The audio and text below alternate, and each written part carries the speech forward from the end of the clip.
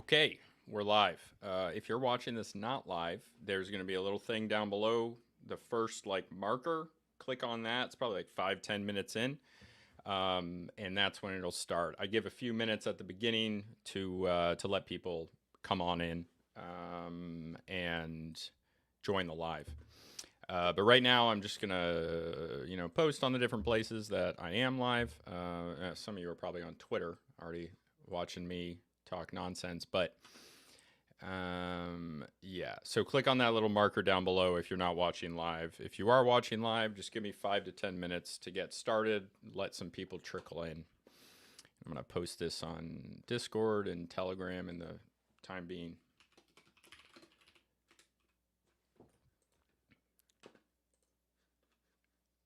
Okay.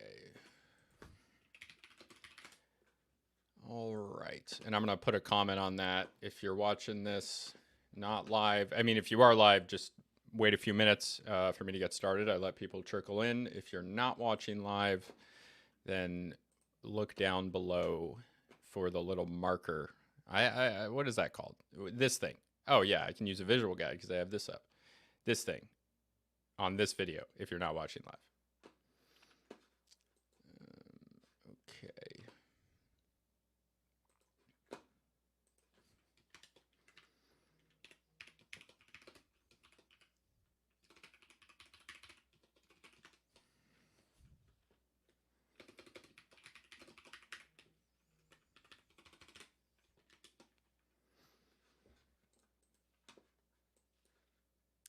Oh, more people on Twitter. Oh, I got to put the banner thing.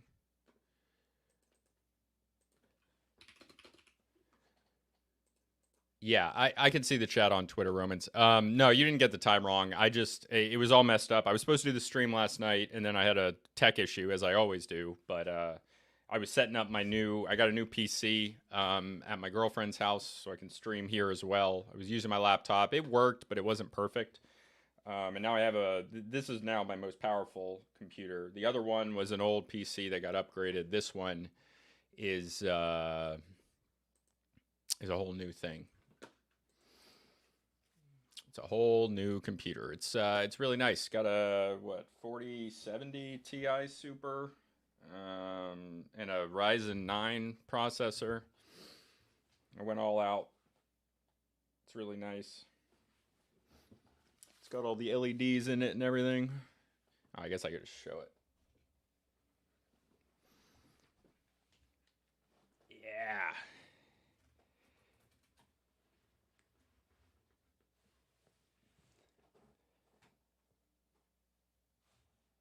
I probably shouldn't have done that. I had this all set up. But yeah, that's my new PC. Did it all myself. Took me about 14 hours. Why did I do that? Now I had this thing all set up. Voice meter might help with sound issues. So I have a Rodecaster Pro 2. I have I'll show that too since I haven't. I have this thing. Oops. I mostly quit weed. That's legal CBD. Totally. It is. I have this thing. I need to work on it and learn how to use it. I'm just not good with tech, and it's not my favorite thing. And I try to get it set up so that it's set up for good, but then it just never is. Many such cases. Oh, I gotta put the banner.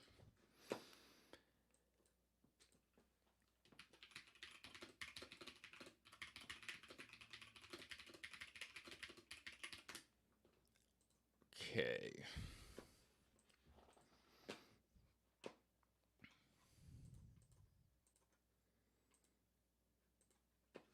Okay. So I'm going to be going over a few videos today from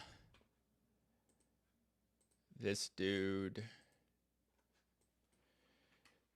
Alternative History Hub, which is a pretty fun channel. I grabbed some videos that I thought were pretty conducive to anthropology and ones that I have some knowledge on. This one is probably the best one. So that's what we're going to start with. What if Cortez lost to the Aztecs? I know quite a bit about this time period, being the early modern period, 1500s, especially 1600s into 1700s. I'm pretty interested in New World colonization. And then this one, In the 1090, crusade that could have destroyed the Ottomans. I know less about this one, but it should be fun anyway. And that's a good big picture historical thing. And then this one, what if the Mongol Empire never existed? Really interested in this one because I've read a few books on the steppe peoples of that area, and of that era, and the Mongol Empire, like, there's a quote by some historian on this, like, that the steppe peoples coming out of the Eurasian steppe are like a cleansing force in the most brutal, violent way. But there were some positives, and I don't know how. And when I say there were some positives, I mean like the macro effect. Obviously, if you were a person living under attack from the Mongols, you were at high risk. And the Mongols and these other steppe peoples, they generally, they were pretty smart about where they attacked, and they very much intentionally used story. We'll get to that when we get there, but they would um they would intentionally create fervor surrounding their attacks. Like, they would attack a few cities. Most of the cities they would go to, they would just have surrender. And this prevents them from fighting. They add people and resources. They kept, and even from cities that they would sack and they would just obliterate, they would keep in people that they could use. They didn't have their own engineers and scientists and merchants, so they just co-opted these other people. They were enslaved, essentially, not in like the early modern to modern sense of slavery, but in this more ancient version of slavery where there were high status slaves, but that doesn't mean they could leave. But they were treated decently well. They just have no freedom, which is a whole nother conversation about how people used to live and the lack of freedom. But yeah, the Mongols and other steppe peoples, when they come in, they destroy all these atrophied states that are just surviving by momentum, and they create a era of stability, and they attach long reaches of the empire. And there's a lot of positives off of that. And they, if you were in a place that, was smart enough to surrender to the Mongols, then you would not get this horrible, evil fate. But we'll get to that because that's the third one. So I don't want to say too much. I already have. We're going to start with this. Yeah. The Mongols opened up trade. That must be an emoji that's not coming through onto YouTube. Cracked down against Muslim persecution of Christians for a while. Yeah, there's a lot of, I don't know a lot of the specifics because there's so many of these different empires. Some of them ended up like a lot of them would convert to Islam. Some of them converted to Judaism, which is like this older version, very different Judaism than rabbinic Judaism that we have today. But a lot of them converted to Islam. And that was, it almost makes sense because it's like a trade empire, right? And Islam is great for trade. I mean, it was started by a trader. Muhammad was a merchant. So it does make sense. That's not all. The Mongols didn't, I don't think. I think the Mughal Empire in India, which comes from Mongols, was Muslim, if I'm remembering correctly. And a lot of times they would adopt the culture. What's up, JC? Good to see you. Sorry this was such a shit show, man. I was supposed to do this 2 different nights. Okay, I'm going to start in a few minutes. I'm just going to use the bathroom, so I'm all set up and ready to go when we start, and then we can start.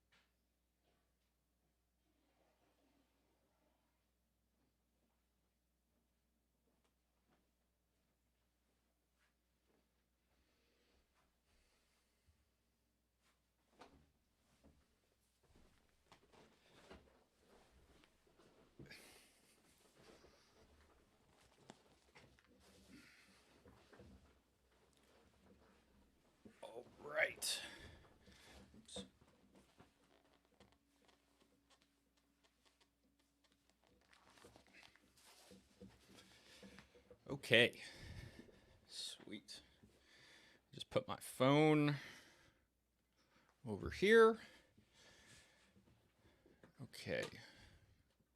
Shepherd of the Forest. My name is Samuel too, and I'm interested in history, archaeology, and anthropology. Kindred spirits. Yeah, absolutely. Those are also the things that I'm interested in. Are you okay? So interesting thing. Probably not that interesting to most people, but in the United States, and me and Stone Age Herbalist talked about this on episode 42. He knew the reason why. So I'll tell you what he told me. But in Europe, anthropology and archaeology are two separate fields. But in the United States and I think Canada, so in North America, anthropology is archaeology is under the anthropology umbrella. It's one of the four subfields. And that he told me the reason, and this reason makes sense. I haven't fact checked it, but I have no reason to doubt him, that this is because when the anthropology fields were being created in the mid to later 1800s and early 20th century, there were still, like, the Indian Wars don't end until the 1890s. So there's still indigenous peoples in the United States living with traditional methods, more or less. And so that made archaeology like more connected to anthropology. Whereas archaeology is the largest field in anthropology, and it's very well known. It's probably more well known, like more people know what archaeology means than anthropology, I think. Maybe I'm wrong on that. Should check the Google Trends data, but I've already gone on long enough and let people come in, so I'm gonna start this video here. We're gonna start with what if Cortez lost to the Aztecs, and we're gonna see what happened. And this is Alternative History Hub. This was requested by some guys. I think Rex requested this, and then we're gonna do another stream later today because I was supposed to do one last night and one this morning, or one today. That other stream I think is going to be some anthropology articles that I'm just going to go over with you guys. But this one is going to be reactions to what if Cortez lost to the Aztecs, the crusade that could have destroyed the Ottomans, and what if the Mongol Empire never existed, which are three that I think are pretty good and pretty conducive to anthropology. So let's go. Tell me in the comments, please, how my audio is and how the video audio is compared to my audio. They should be about in sync. I'm still working on getting this. Need to work on it on 5 till midnight as well.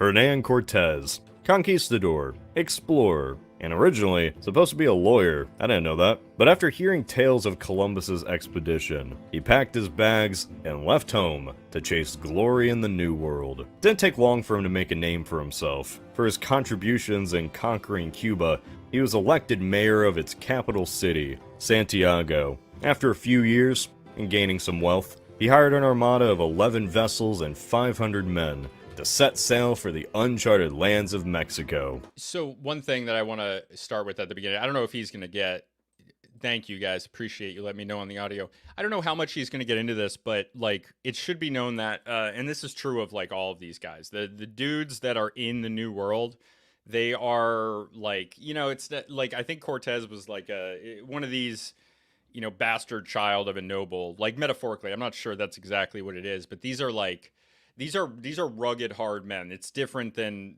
what's over in Spain, and there's different rules on what goes on and how it's handled. So a lot of times these guys are like outlaw-ish, like privateer type dudes, as in they're like on the edge of the law. A lot of the times they're breaking rules, but I digress. We'll see what he says about it. Once ashore, he ordered his men to burn the ships. No turning back. Little did they know they were about to face the most advanced civilization in the New World.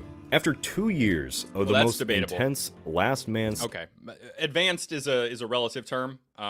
You guys know I'm biased towards the Mayans, but we'll say maybe it was probably the largest. I don't know about most advanced. That's heavily debatable because it's not like a set definition. But yeah.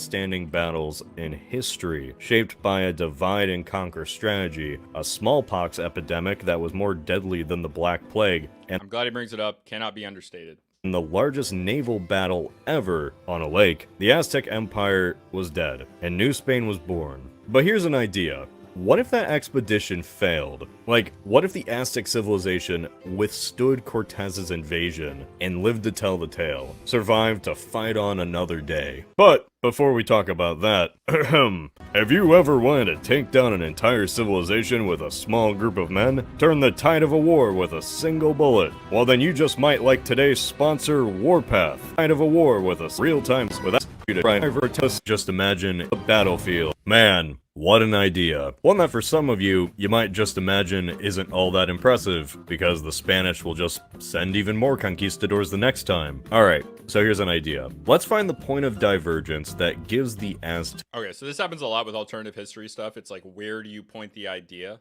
Yeah, Alternative History Hub is pretty based on Twitter. Yeah, I like him as an individual quite a lot, and his alternative history is really good. I don't know if you guys... If you're not familiar with alternative history, a lot of the times they have to kind of make some assumptions. Because, like, if you change one event, it doesn't change the underlying, like, historical momentum of what happens. Which is, like, you know, it's a lot of what we talk about on this channel. So it's perfect for us, actually, to talk about alternative history.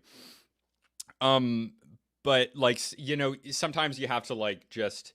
for the sake of the video, go out of the way. And just, like, pretend that thing doesn't exist. But...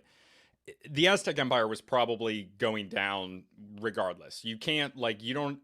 the Aztecs were not, like, a normal civilization. They were brutal by the context of, like, anywhere. Okay, they were more brutal than the Mayans and the Incas, I think, by most definitions. They were the Assyrians more than they were, like, the Roman Empire.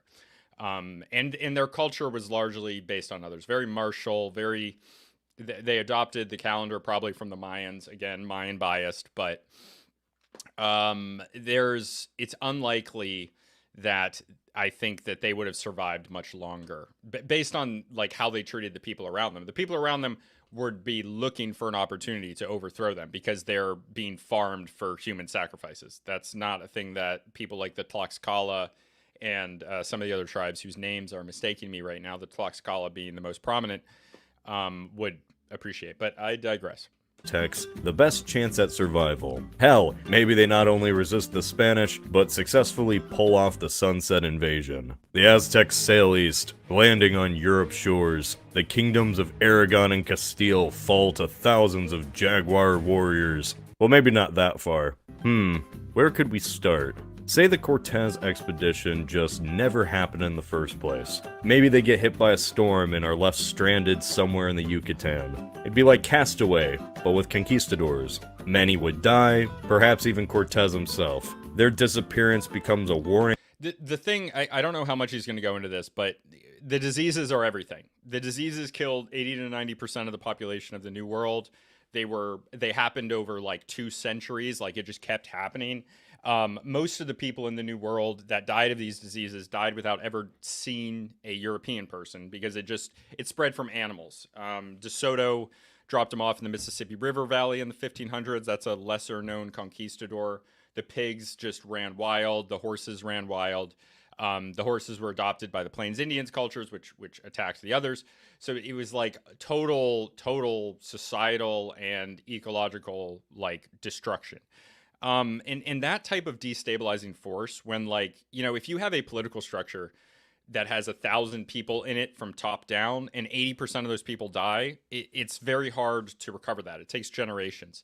So I think that's the real issue here, is that no matter what, these destabilizing factors would have led to hundreds and hundreds of years of, like, absolute disarray until this thing gets back under control, just because that's, like, the level of death that happened from the diseases.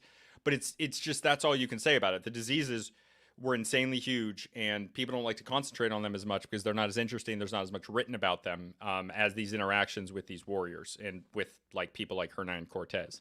So it's like they would have come down anyway.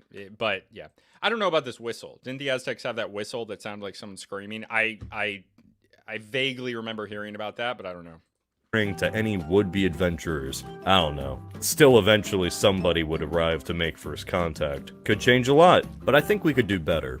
Say Cortez lands where he meant to, and engages with the natives, but when Montezuma invites him to the palace, instead of showering him with gold, he showers Cortez with arrows instead. Just kinda kickstarts the whole thing earlier, huh? Hey, maybe one of those arrows hits Cortez and kills him. It'd be quite the morale buster for the Spanish. How about this? When the Cuban governor who hated Cortez sent his force to seize him, what if instead of Cortez absorbing that force, he was apprehended instead? No. That'd just give the victory over Cortez to the Spanish instead of the Aztecs. I got it. In 1520, the Spanish got the Aztec emperor killed, right? Massacred thousands of unarmed civilians during a festival, and then barely got out of Tenochtitlan alive. What came next was the Battle of Atumba. 20,000 Aztec warriors, all armed with shields and spears, charging at Cortez. Out of gunpowder, his men formed up in a defensive square and held their ground for hours. As they were about to collapse, a wounded Cortez saw the Aztec leader, marked by his golden armor and silver plumes, and galloped at him at full speed. This was a heroic yet insane charge that somehow... Is that what happened? Did that happen? Why don't I remember this? That's crazy. Turned the tide of the entire battle. An unrealistic ass pull by the history writers for that episode, I gotta say. But in the end, 600 conquistadors were victorious. In that battle, all it could have taken was one random spear, maybe a rock to trip up his horse. So many little factors that could have led to Cortez being captured and probably roasted alive on top. Okay, so that's a very... this is a good thing. This is a very believable scenario. I don't think the fallout from this... Because I think even if Cortez did everything he did, number one, without the diseases, he wouldn't have been able to do what he already did because the diseases were already ravaging them. But, like, if everything else happens, just, like, get rid of that factor for a second. Cortez does everything he already did. Without the diseases, I don't think he holds on. I don't think it happens. So that's like the main factor, but it's just not that interesting. Top of that pyramid, instead of being revered as a deity. Okay, you say. So Cortez fails in this battle. He dies. What's the big deal? The Spanish are just gonna send more troops. History would play out all the same, no matter who was in charge or when it happened. Oh really, Jimmy? Oh really? Look, aside from Cortez's insane plot armor and leadership skills, the Spanish weren't just able to overwhelm the Aztecs because of their technological superiority, but because... Yeah, these obsidian blades that the Aztecs were using were so sharp. Like, they're not very strong. So this is the trade-off, right? More sharpness means more brittleness, or more capability for sharpness. Obsidian is insanely sharp. And these clubs that they had, swords, I guess, in a different sense, lined with this obsidian, cleave a horse's head right off. That's how sharp they are. Of course, they get duller. They're not going to be able to fight a sword from an Aztec, but the technological superiority is not that big in the 1500s. This is more of a morale thing with the gunpowder and the scary horses, like a big llama, which the Aztecs didn't even have. Because of something a lot don't really talk about. Psychological warfare. I'm serious. The European arrival coincided with the prophesized return of the Aztec god Quetzalcoatl, this feathered serpent. I need to look more into this because, like, some people, and it's mostly like lefty modern historians, but that doesn't mean they're wrong, kind of like neglect this. I think it could totally be reasonable for a few reasons, but, you know, it doesn't matter. Those string of victories, the ferocious cavalry charge, and that deafening artillery all worked in unison to paint the picture of an invincible army. That's why tens of thousands of indigenous people joined him. I mean, they also hated the Aztecs who... What do you got? Does anybody have any resources on this? Like how legitimate this is? Because I've looked for them a little bit, and it felt like I needed to do way more deep digging, and I didn't have the time for it at the time. So if anyone has any references they'd like to share, I would appreciate it. Yeah, JC says, pretty crazy how much of history rested upon such minor details going the right way. This is the thing about great man history, is that, like, great man history has really fallen out of style, that history over time is the decisions of great men. And I think a lot of times, like, that's not really what we concentrate here on Illegitimate Scholar. It's a lot more of, like, macro trends and how they play out.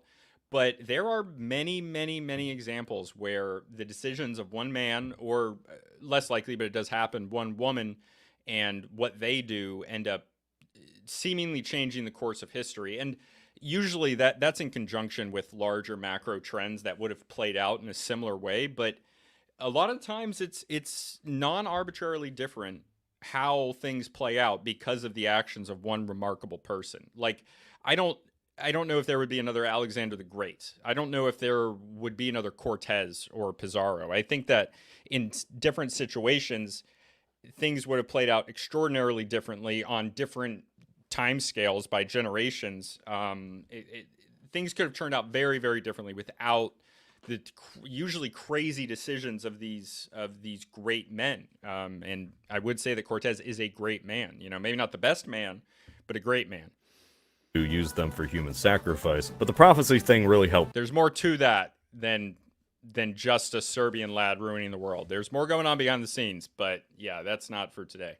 Too. Trust me. It was the ultimate morale booster. Who's to say that if those things didn't align, if the natives would have felt confident enough to join Cortez against the much stronger Aztecs? Say Cortez doesn't have favor from anyone. His expedition fails, his allies abandon him, and the Spanish are all left to be burned on the sacrificial altar. Throughout Mesoamerica, the incursion acts as a loyalty check. Every city-state Human sacrifices will stop. that sided with the foreigners would be brutally reprimanded by the Aztecs, solidifying their dominance. This external foe would be the perfect glue to strengthen a broken society. To the natives, the Spaniards' 6-month stay in Tenochtitlan would have revealed their true intentions. So this is the thing. Without the diseases, this is likely what happens. Because, there were like Aztec, like what we would call today, like terrorist cells operating for a long time. And that makes sense because it's a massive civilization with massive power. It's like the KKK, the first version of the KKK after, like during Reconstruction when there's a military occupation. I shouldn't even bring the KKK into it because people have the racist aspect attached to it. But the first KKK, not the second one from the 1920s, but the first one was less nativist and less about anti-black and anti-Catholic sentiment, and it was more about like this old guard fighting against this military occupation. And I think without the diseases, there's enough control and enough organization amongst these people that they're able to do it. But I don't know. Cortez smashed their idols, burned entire cities, and carried off with as much golden. I think I did as well, Rex. That was a great movie. It was a commercial failure, but I love it. I watched it semi recently. I like animated movies quite a bit. I watch a lot of them. Silver as he and his indigenous allies could carry. The Aztecs now fully learned that the Spanish could never really be trusted. Conquistadors only cared for gold and God. Yet the Aztecs cared for something too, their art of war. This was a warrior culture who did nothing but expand for nearly a century. One that already had basic knowledge of ironworking, they just didn't use it for military purposes. Iron was used for rituals, and only rituals. This is a thing that like a lot of people when they're talking about and I'll take this digression. Okay. So when people think about like technology, oftentimes they're talking about like a technological spectrum that's on a linear sense, but that's not true. People make cultural decisions. In Europe and Eurasia, there's like a mixing of cultures from a much longer period of time, and people have this idea of history as like the Bronze Age, the Iron Age, the frickin' medieval, like these things, especially Bronze and Iron Age. These are times that are named after the metalworking. So people have this perception of like metalworking and the wheel as being these technologies that need to happen for a culture to be advanced. But why would you have the wheel if you don't have pack animals? And like Native Americans did have the wheel. They just didn't use it for this. They used it in like toys, and they could have, it doesn't matter if you don't have pack animals. And even the horse doesn't get imported until Europeans come. People don't really get that because they see if they don't know that, you see Plains Native Americans with the horse, and you're like, oh yeah, they must have had that for thousands of years. No, that was recent. It was only a few hundred years. And the cultures like the Sioux and the Apache and the Comanche that were able to effectively utilize it, they spread their culture far and wide very quickly, which is what happens when there's these massive disruptions in technology or in population in anything. It's what's going on with diseases to the Aztecs here. Instead, they relied on obsidian, which was sharp enough to get the job done, and was also really abundant. But what if after witnessing what steel could really do, how utterly outcompeted they were compared to these new invaders, maybe the Aztecs' favor of obsidian begins to change? Now, I know there are some religious reasons for why they used the metal that they did, but look, very much like humanity surviving an alien attack, Aztec society could go on the defensive after facing annihilation. Yeah, so civilizations responding to these massive like cataclysms, natural or human caused. They're going to change their culture because culture is based on the context. It's based on the human context. It's based on the physical context, the geography, and when that context changes, the culture has to change. It usually will. Something we never really saw them do in our own timeline. They never got a chance to truly resist, and were just overwhelmed at first contact. Had Cortez lost, we're talking about the possibility of the Aztec Empire adapting to these new dangers, preparing for the next encounter. I mean, it's a possibility. It's also possible they could just sit there and do nothing. The aristocracy just believes they've won, and the gods favored them, or whatever. So they just continue on as usual. But not all natives would feel the same way. Some other cities, particularly on the coast, may use weapons that the Spanish left behind, or gain them through trade, which is something I'll get to in a bit. My point here is whether the Aztecs wanted to or not, gunpowder and steel was going to reach their territory, by European or native rivals. By some means, either suddenly or gradually, the Aztecs would be scared, forced by this outside threat to adapt. Muskets, cannons, and swords would be left as war trophies. Perhaps some might even be implemented to cut down resistance, fight other cities, while also being reverse engineered. Captured Spanish weapons might be adopted and given an Aztec touch, you could say. Like how So this is a thing that happens all the time. When indigenous people in any place, they interact with Europeans, they end up adopting certain cultural aspects of like whatever they adopt certain cultural aspects, they adopt certain technologies, certain materials, and they don't adopt others, and they put their own tilt on it. There's examples from the 17th century in New England where from places of fights between Native American warriors and English settlers, when the natives won, there are some guns that were taken by the 17th century, especially in the 17th century, because the guns weren't as good. There were certain ones that were taken, others were left. The others were decided they weren't good enough. And this happens relatively quickly. They adopt the technology. There's also examples of finding copper, like copper pots, or obtaining them in trade. And they would use these, so certain New England, Eastern Algonquin tribes would use these. They would cut them up and turn them into arrowheads, which were copper pointed arrowheads, which had a lot more punching power than the, what did they use? Crap, I'm forgetting the name of it. It's very common in archaeology. It's from the Great Lakes region. Chert? Yeah, chert. A lot of chert, or sometimes quartz heads. I think quartz was more ceremonial purposes, but these chert arrowheads, the copper ones had more punching power, and they could much more easily punch through this 17th century padded armor. how the natives adopted guns against the Americans, but decked them out in native symbols and feathers. Yeah, Within awesome. a generation or two, the Aztecs might have their own little technological leap, like how Japan did in our timeline. Not as drastic, but it'd go from the Bronze Age. Yeah, like the Japanese are an extreme case, but the Aztecs would be an extreme case as well. I don't know how good they were with adopting new technologies, which is like the Japanese were really. You know what? I digress. Let's keep going. The Iron Age. At first, they'd simply use steel for their normal weapons, clubs with iron shards, thick blunt iron swords, simple steel plates under jaguar skins, and maybe, with enough time, ones that might resemble armor of old. We might see the new world begin to fuse with the old. What may come from this blend of early modern European weaponry and Aztec minds is just fascinating to think about. Yeah, it's is. I something wish I we could see it. never got in our time. Alright, that's cool and all. But all of this is from about the one rest? interaction with Cortez. What's stopping the Spanish from just sending more troops to finish the job? Spain's colonization of the New World wasn't simply just sending soldiers to take a region. This was practically another planet. Only the bravest, boldest, and frankly, most impulsive gave up their lives for fortune an ocean away. And now Yeah, these are crazy guys. They're absolutely crazy guys, and they're going out there. They do not have the blessing of the Spanish Empire. They need to win. Weird convo in chat. Am I not seeing the conversation? 800 of those bold men would be dead after Cortez's failure. That would be a majority of the conquistadors in Cuba, all depleted. Most would have gone off with Cortez or to capture him. Once news of what happened reached the mainland, many adventurers may steer clear of Mexico, instead opting for other places that had just been discovered. Cortez's They're just going to go to a place where they sacrifice people on top of a mountain and have like hundreds of thousands of people. It's insane. These guys were crazy to do this. It's even crazier they won.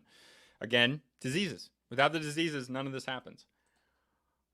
folly may become a warning tale, an infamous defeat nobody wished to replicate, like Custer's last stand. Others would always eventually try, like this is an empire full of gold that could be conquered. It's really tempting. But without native allies, all of that would fail. Absolutely. And for the short term... Look, the numbers are just... The native allies is a huge part of this. Without the diseases and the native allies, none of it happens. The native allies needed to be there. They outnumbered the Spanish by tens of thousands. And this is largely because the Aztecs were terrible rulers who were farming people for human sacrifices. Why wouldn't you? I go into this. I go into like the perception of who people think, like from a modern perspective. I think a lot of times, especially from a neoliberal modern perspective, which you might have learned in school, it's like, why would the Native Americans be fighting each other? Why would the Gauls be fighting each other instead of uniting against Rome? It's like, that's their culture. That's their culture. They don't view themselves as one nation. They don't view themselves as a big kingdom.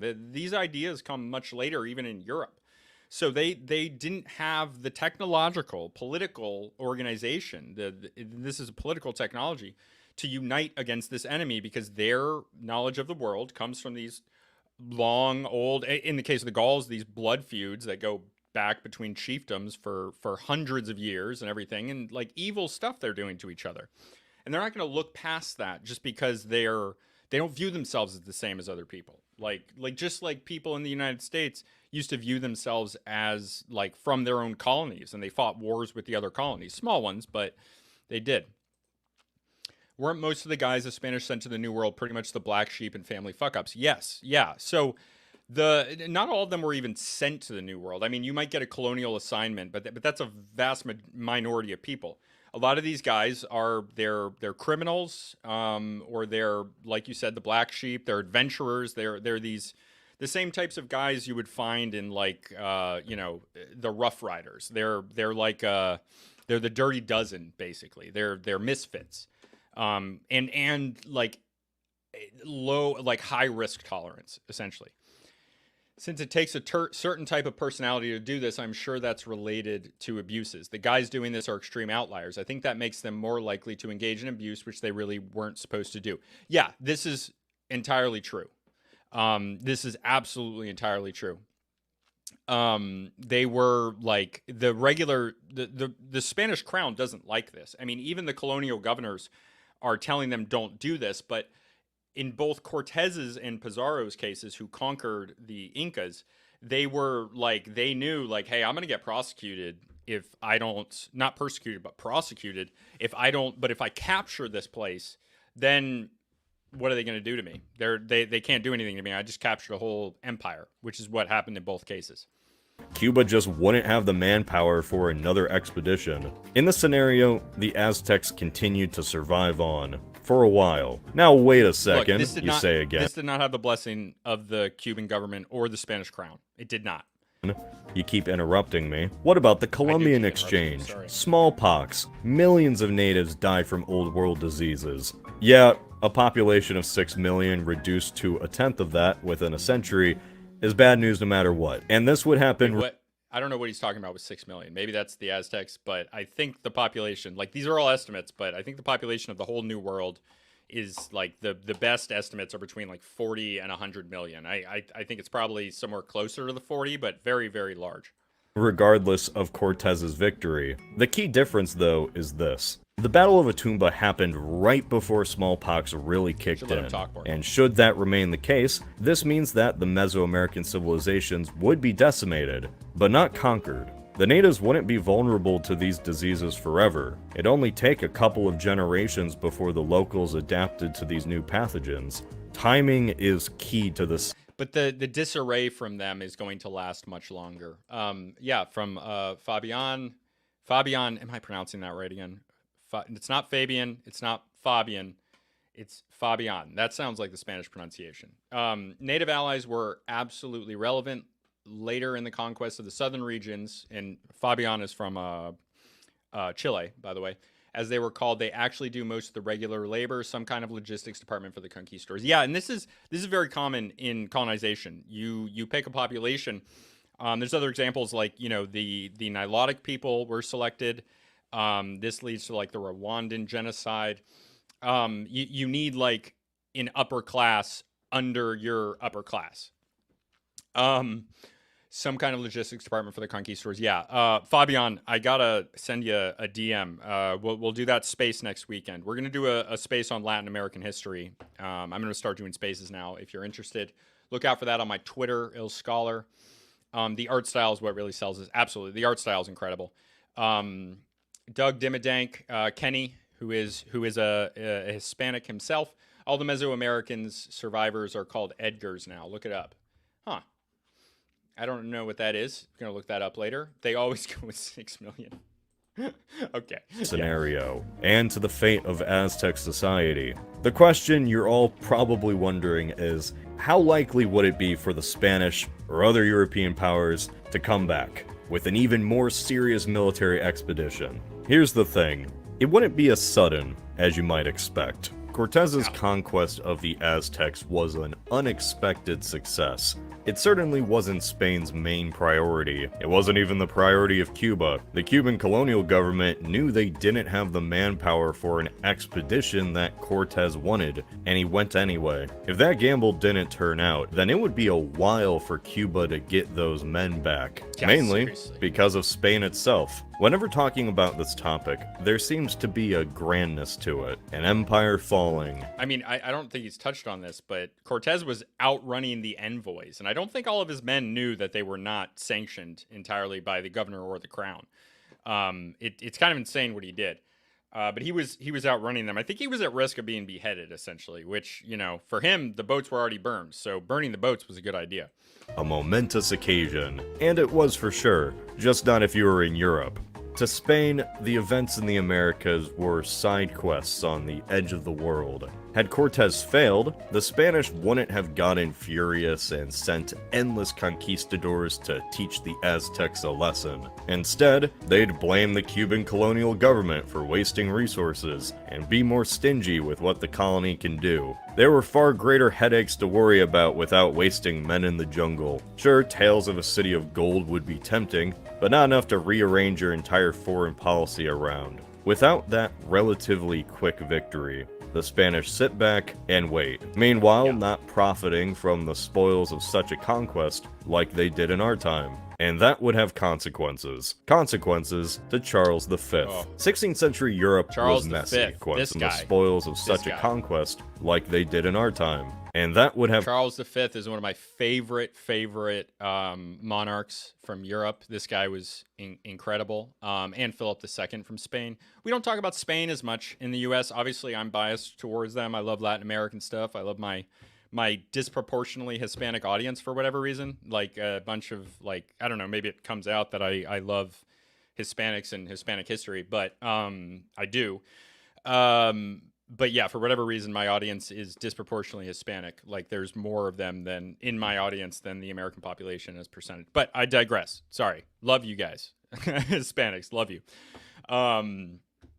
But there's a anti-Catholic sentiment in the U.S. There's a Anglo bias in the U.S. And there's a we don't talk about the history of the early modern period as much as we talk about the 1700s, like the 1500s, 1600s, which is my favorite era. Also probably why I like Latin American history so much.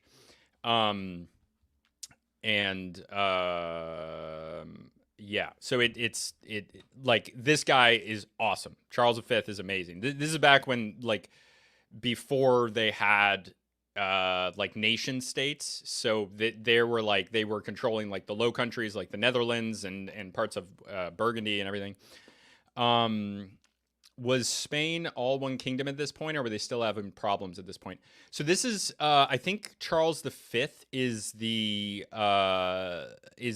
grandson of the personal union being created from Ferdinand of Ferdinand of Aragon and what's her name? Oh crap, the one from Castile, Aragon and Castile. He's the grandson. I don't think it's officially one empire yet, but it is. It's been a personal union for 3 generations at that point. Okay, Kate says that's a good point he brings up. Thank you for joining us, Kate. You're one of the 3 to 4% of women that watch the channel, which I very much appreciate having you here. I hope that doesn't scare you away, but that's true. You are representing your gender here. Isabella, yes, thank you, Rex. Isabella of Castile, Ferdinand of Aragon, these 2 kingdoms that are left. 2 main ones. There's also, there's others, but they were captured. Weren't they warring with England at this point or not yet? Not familiar with the exact time period this falls into. Yes, so this is the 1500s. So yes, they were warring with England, kind of. This is the time of Francis Drake and a lot of the privateers. Francis Drake is a really cool figure. I have some stuff pending on him. I'd written an article for the Dissident Review that I didn't end up finishing a few months ago. But Francis Drake is a very interesting character. So the 1500s, one of my other favorite monarchs, which is Elizabeth I, she was in charge. This is when you have Francis Drake. They're not directly at war, but they're big rivals.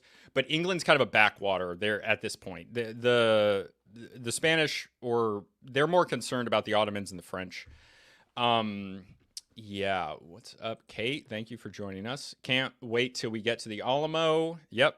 Let's talk about the Alamo. Most of the conquerors were from Castilla. Yeah, so a lot of them were from Castile. Castilla in Spanish, obviously Fabian. And then a lot of the mariners, a lot of the people, they come from Basque country, which is the ancient kingdom of Navarre. And Navarre was, or Navarra is how you'd say it in Spanish.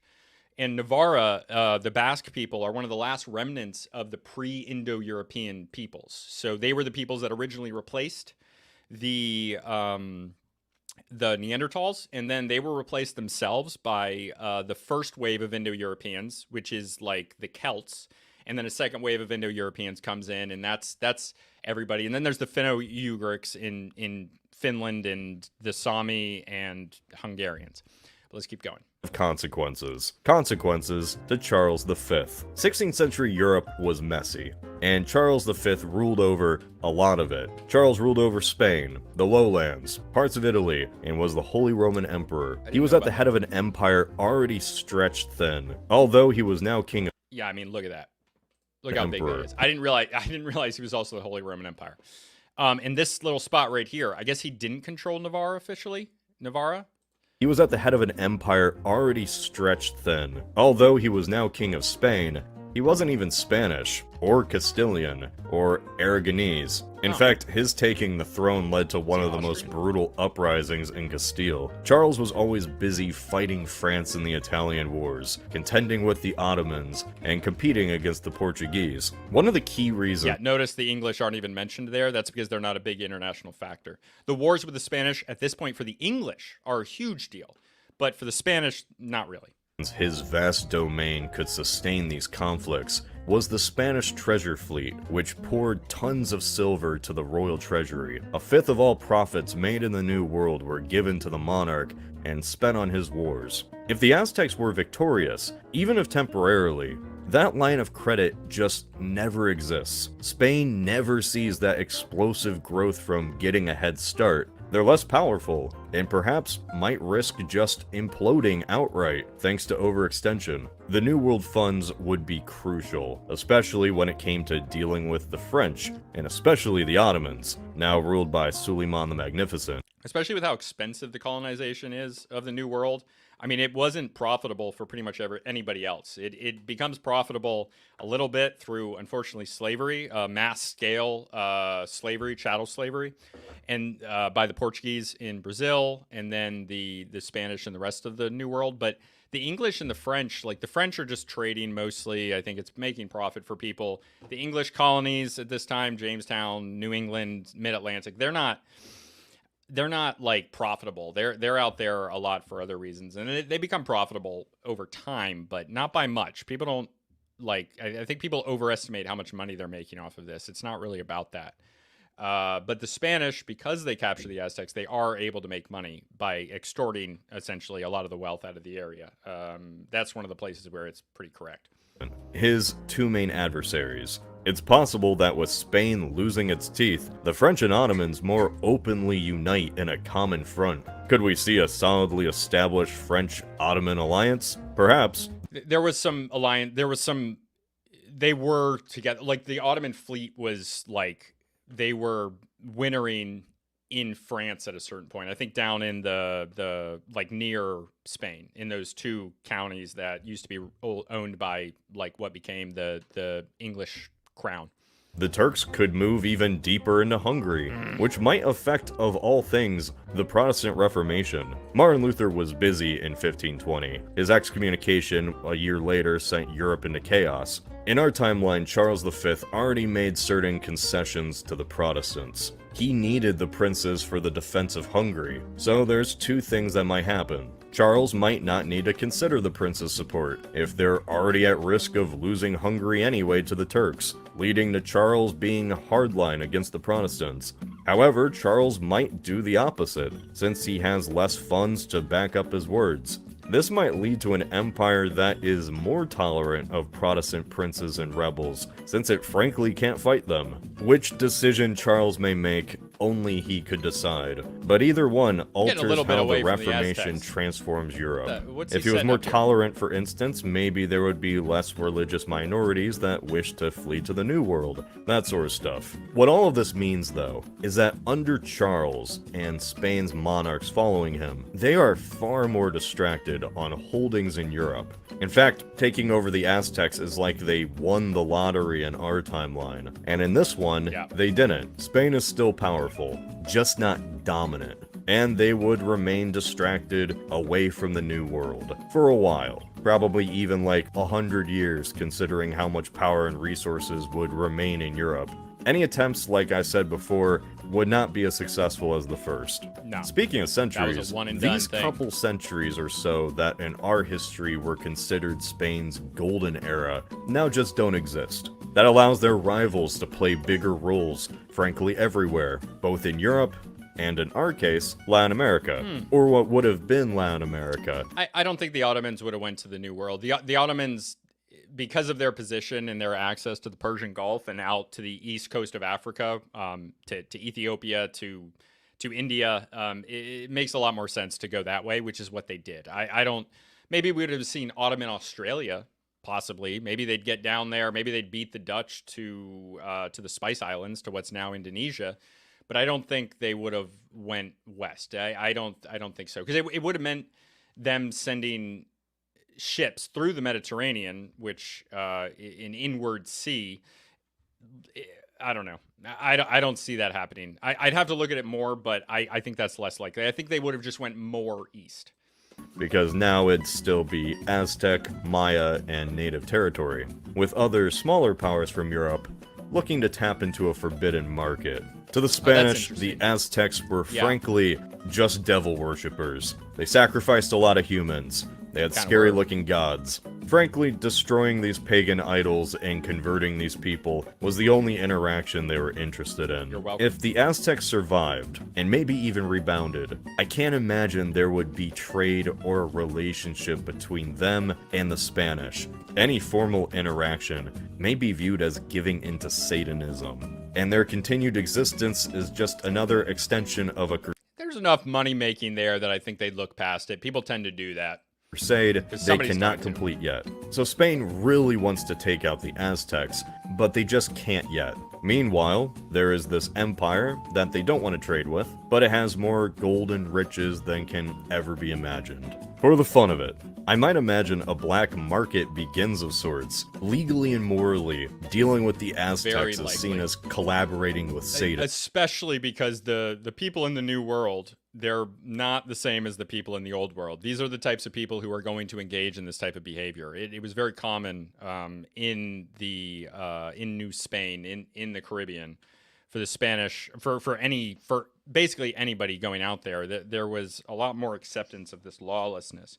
So these laws being passed in Spain, they make sense for Spain. They make sense for continental Europe. You're in a totally new situation with a subsection of the population.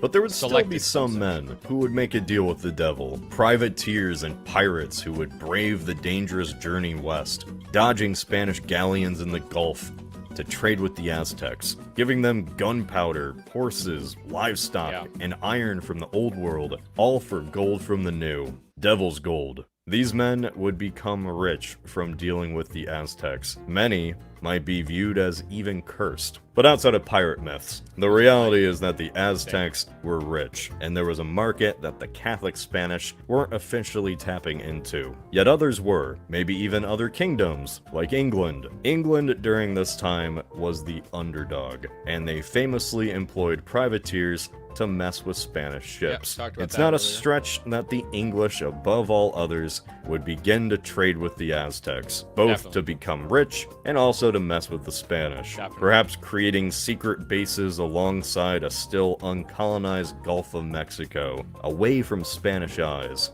With less funds and more focus on Europe, Spain can't patrol this region as effectively as they did in our time, so certain vessels make their way past Florida and into a secret cove. I'd like to imagine that these pirates might even sail to what we would call Texas. Houston, Texas, more specifically. You see, Houston has a bay, concealed by 2 islands. It's the perfect distance from Aztec territory and Spanish eyes. My main point is that with a weakened Spain, this land that was monopolized by them is now in competition. Not just European.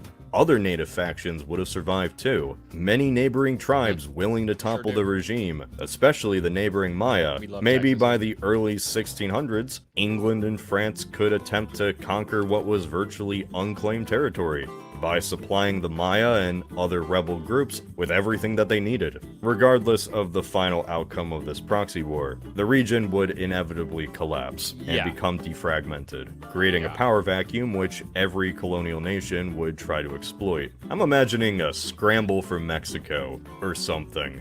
Who knows? Maybe it spirals out of control. Different colonial ventures, pirates, and natives, all fighting over what was just New Spain in our time. It'd be an interesting place to be. I can't even start to imagine. Yeah, there's a parallel here to what happened during like the 7 Years' War, the influence of the French and these different Native American confederacies like the Abenaki and the Powhatan and the Iroquois.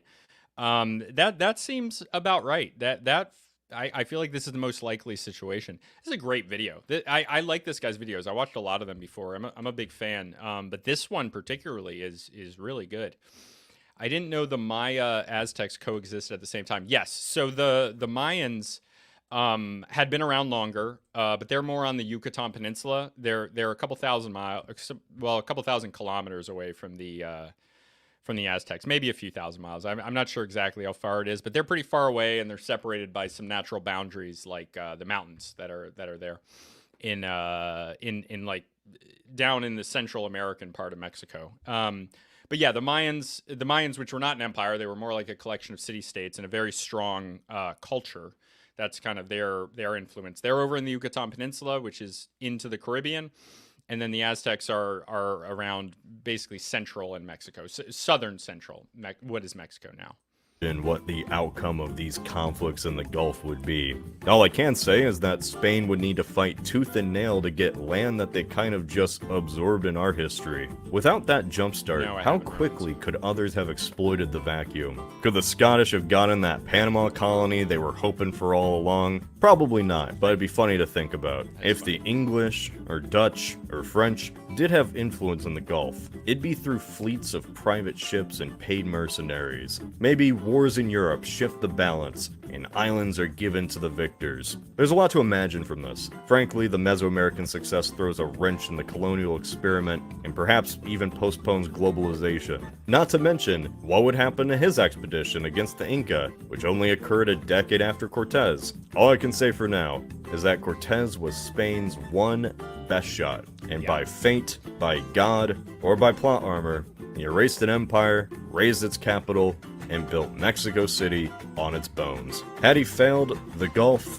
Europe, and the colonization of the Americas might have went down a far more strange and complicated path. But maybe that's something to imagine for another day. This is Cody, of Alternate History Hub. Love Cody. Ooh, this is a nice graphic. Oh, it's just the end.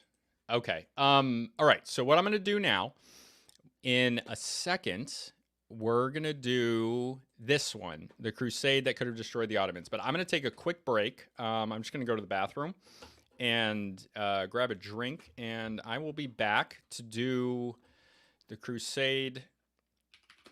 Let me just type that in the chat. 10 minutes to the crusade that could have destroyed the Ottomans. That was a great video. That was really, really well done. Really plausible. Really well researched. We're spoiled on these good, and I still have a lot to say on it, which is terrific. Okay, so I'll be right back. Oh, let me just put that. I endorse Castizo futurism. Hell yeah, I'm sure Fabian does as well. I have not made any videos about the Tarascons. I endorse Castizo. Castizos, by the way, are there's Peninsulares and Castizos, and this is part of their what it's essentially an apartheid system, but it's larger. There's like 12 or more castes. And Castizos are full-blooded Europeans, or I think they can have up to an eighth African blood and a quarter, maybe an eighth. No, an eighth, maybe it's a 16th African blood and an eighth native blood. I'm not sure. Interesting, but yeah, Castizo futurism. It's like Spanish white supremacy. Okay.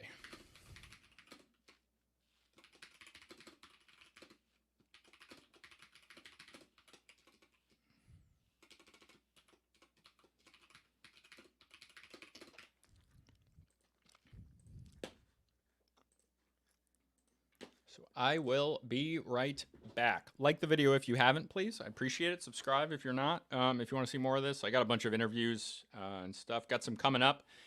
I've got interviews with women coming up, which is awesome. 3 interviews with women. I have won the release. I had a great conversation with Glass Delusions, who does astrology. Taught me a lot I didn't know. Absolute gold mine. Connects it to cryptocurrency. Will Spencer of the Renaissance of Man on Tuesday. That episode is coming out. And that's all on Patreon already for $2 a month. If you want that, you get grandfathered in. So JC, ooh, women. Yeah, I hadn't had any women on the podcast. I had one woman on the podcast a long time ago. So I want to get like real diversity. I care about real diversity. We want difference of opinion, and you get that from different people. But I've got some incredible women coming on. One of them, UMass Chicago economist. Another one is another one of the writers for the Dissident Review. Daniela, I think is her name. But yeah, check out the Patreon, $2 a month.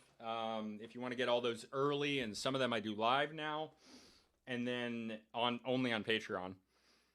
And yeah, I'll be right back. We're going to talk about the Crusades that could have destroyed the Ottomans.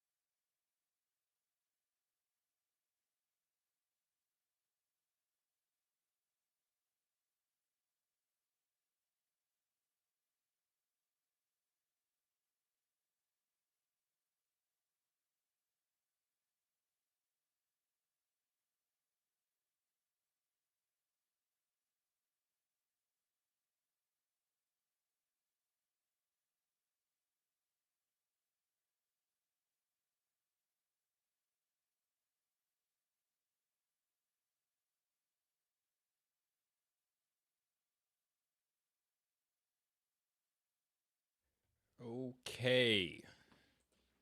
Let me just set the thing on. Oh, man, lost a lot of people. That's okay. That happens. People can't hang out with me forever.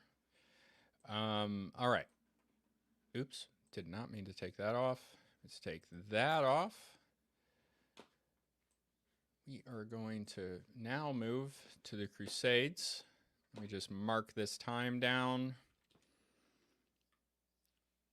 What the... Oh. Oh. Okay, you can hear me now. I'm not muted, right? Okay.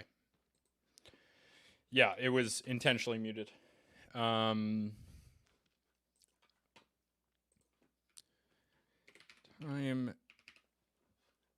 Okay. We are so back, JC. You are entirely right.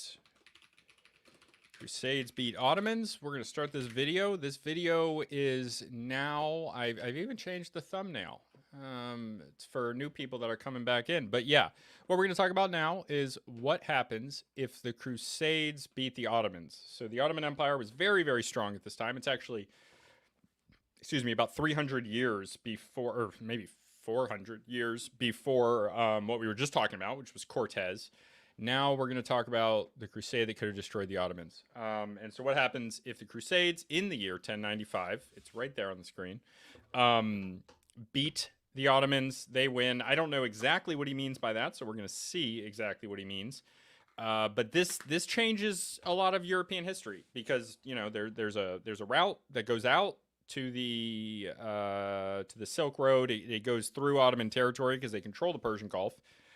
This entire envelopment happens later, but that's part of the motivation for going to the New World. It could have changed a lot. They could have, because they wanted the spices, you know, you go east instead, but then the taxes were too high, so you find another route, which is going west, or you go around Africa, and a lot of this, or the Northwest Passage, a lot of this is what motivates a lot of the exploration. Not all of it. I don't know. Probably still would have happened, but who knows? Let's go. 95, the very first crusade was called, a political maneuver orchestrated by a pope eager to gain power, and an Eastern Roman emperor set on reclaiming Anatolia. Together they convinced tens of thousands of crusaders to embark on a political campaign, though one that was still very religious. Who would have thought that 349 years later, the very last crusade would be called for very similar reasons, but this time the call was answered by none other than Poland, in order to save the Byzantines from the Ottomans. And then in 1444, in a last-ditch effort to save Constantinople, a young king with 4 crowns galloped his way towards the Sultan's tent at the Battle of Varna, and died. The coalition fell apart. The last remnant of the Roman Empire was wiped off the map, and a young Mehmed II grew up to become the conqueror. But what if that wasn't the case? What if that desperate proto-winged hussar charge had thrown the Ottoman Empire into a second interregnum? An alternative question to ask would really be, what if Byzantium was not a shadow of its former self in the first place? But I mean, for that we would have to make a whole separate video, or really, an entire show.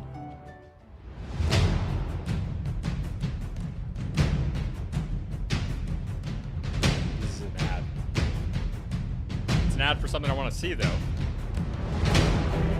The heroes of the first surpass all others. What is this? You would turn your back on your king and defy his command? Richard spoke true when he declared that the key to the kingdom lies in Egyptus. On behalf of all Venetians, I welcome thee to La Serenissima. My name is Enrico Dandalo. Lunacy! You propose gathering a host of thousands and crossing the Alps? Lend us your armada, and together we will sail to Alexandria to Is a mobile game. I'm gonna be so mad. liberate the holy city in the name of... Took the cross. No. No. I cannot let this stand. What if we were to diverge? What you just saw was the that's trailer amazing. for a series we have been working on for almost a year now. My god. This is the culmination of a lot of hard work that has been put in by a team of professional illustrators, voice actors, and animators. It's pretty crazy. If you want to support this show, please consider joining the Ultremor Patreon, which features the brand new AltHis Discord. That's right, we're bringing it back. Tune in that for out. bonus world-building That looked content, awesome. Am I crazy? That was behind-the-scenes awesome, footage, right? Kid said it was outtakes, dope. We He have does. exchanged solemn. Fuck. That's a difficult word. Exchanged. a unique card collection, and cast member interviews. For those of you who sign up before the release date, there is also Oh, a it's very historical special fiction. secret perk. Yippee. Alright, self-promotion over, back to the video. After the death of the Sultan, the Ottoman Empire collapsed into disarray with a four-sided civil war, during which they lost Serbia, made massive concessions to the Byzantines and Venetians, and in their moment of weakness, many Anatolian Beyliks seceded, including the Germanians, Andanins, and most of all, the Karamanins. Oh, wait. You thought I was talking about 1444? Oh no, that was back in 1402, during the most devastating and only civil war in the history of the empire. After Timur vanquished and captured Sultan Bayezid at the Battle of Ankara, Timur was, what, steppe? Was he Persian? After Timur vanquished and Not Persian. captured Sultan Bayezid at the Battle of Ankara, the snowballing campaigns were not only put to a halt, but were almost completely undone. Those real-world events give us a very good idea of how things might have unfolded if Varna went the other way. To truly grasp the severity of these alternative So events, that's the scenario. He goes east instead of west. we need to continue the thread and examine the region in the aftermath of the Ottoman interregnum, which finally ended in 1413, after 11 years of brutal infighting.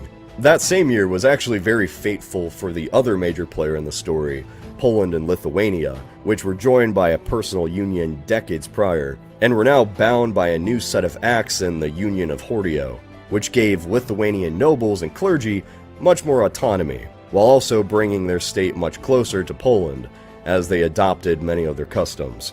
And then came 1415, the year in which Jan Hus was burned at the stake, which started a new tradition of throwing people out of windows, immediately Defenestration. followed up by brutal decade-long wars. An army of longbowmen mowed down thousands of heavily armed cavalry in the muddy field of Agincourt, changing the history of warfare. And finally, in that same year, Portugal conquered Ceuta, ushering in the Age of Exploration. Needless to say, the rest of the conquered Ceuta, ushering the history of warfare. And finally, in that same year, Portugal conquered Ceuta, ushering in the Age of Exploration. Needless to say, the rest of the European states had their hands full, allowing the new Sultan to consolidate. Within a couple of years, parts of Anatolia were regained while Wallachia became a proxy buffer state and a new battleground between the Ottomans and Hungarians. Mehmed I was a good ruler, considering the state of his domain at the time of his ascension, but the best thing he did was ensuring that his son Murad II secured the throne. The means by which he did that, though, were a little extreme. Like, he blinded his nephew and sent his other two sons to be held in captivity in Constantinople, and you thought you had family drama. It was 1421. Murad was 16 when he took the Sword of Osman, and was immediately faced with difficult challenges. Oh boy. The first of them came in the form of his uncle, who wished to take the throne for himself with the help of the Byzantines. Initially, his campaign was extremely successful, as he took control of the capital of Adrien and virtually all territory west of the Dardanelles.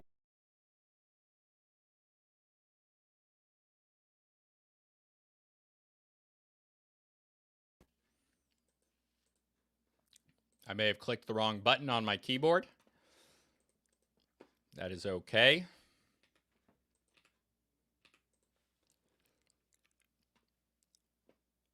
Control of the capital of Adrien and virtually all territory west of the Dardanelles. But as he crossed the strait in order to finish the job, he was betrayed and eliminated.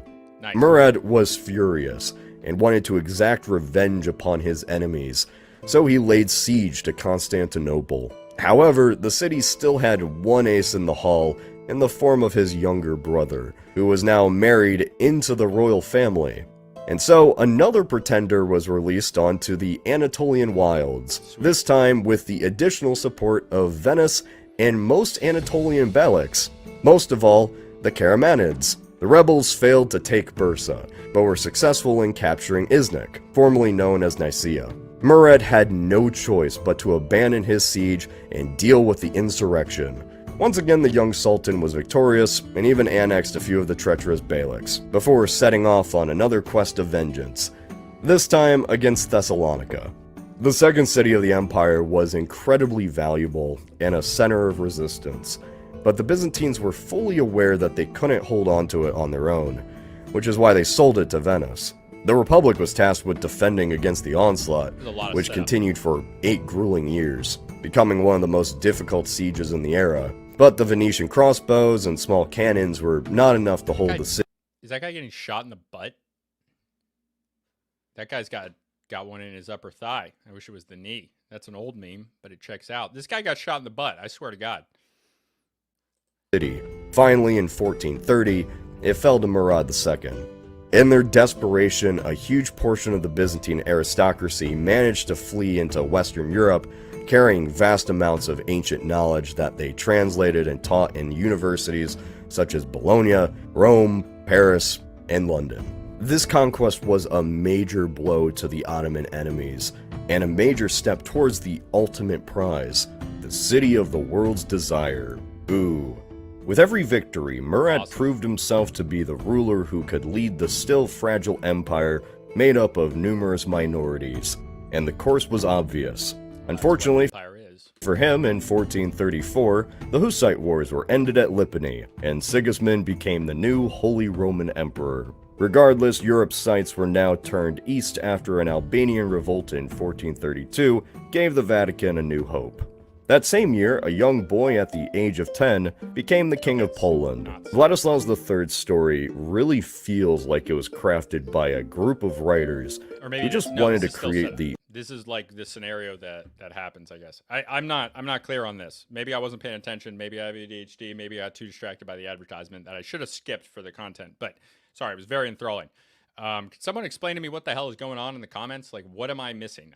Or this is really just all set up to this scenario. The ultimate tragic character. His coronation was interrupted by a powerful noble, and on the next day indefinitely postponed due to the clergy arguing over where the venue should be.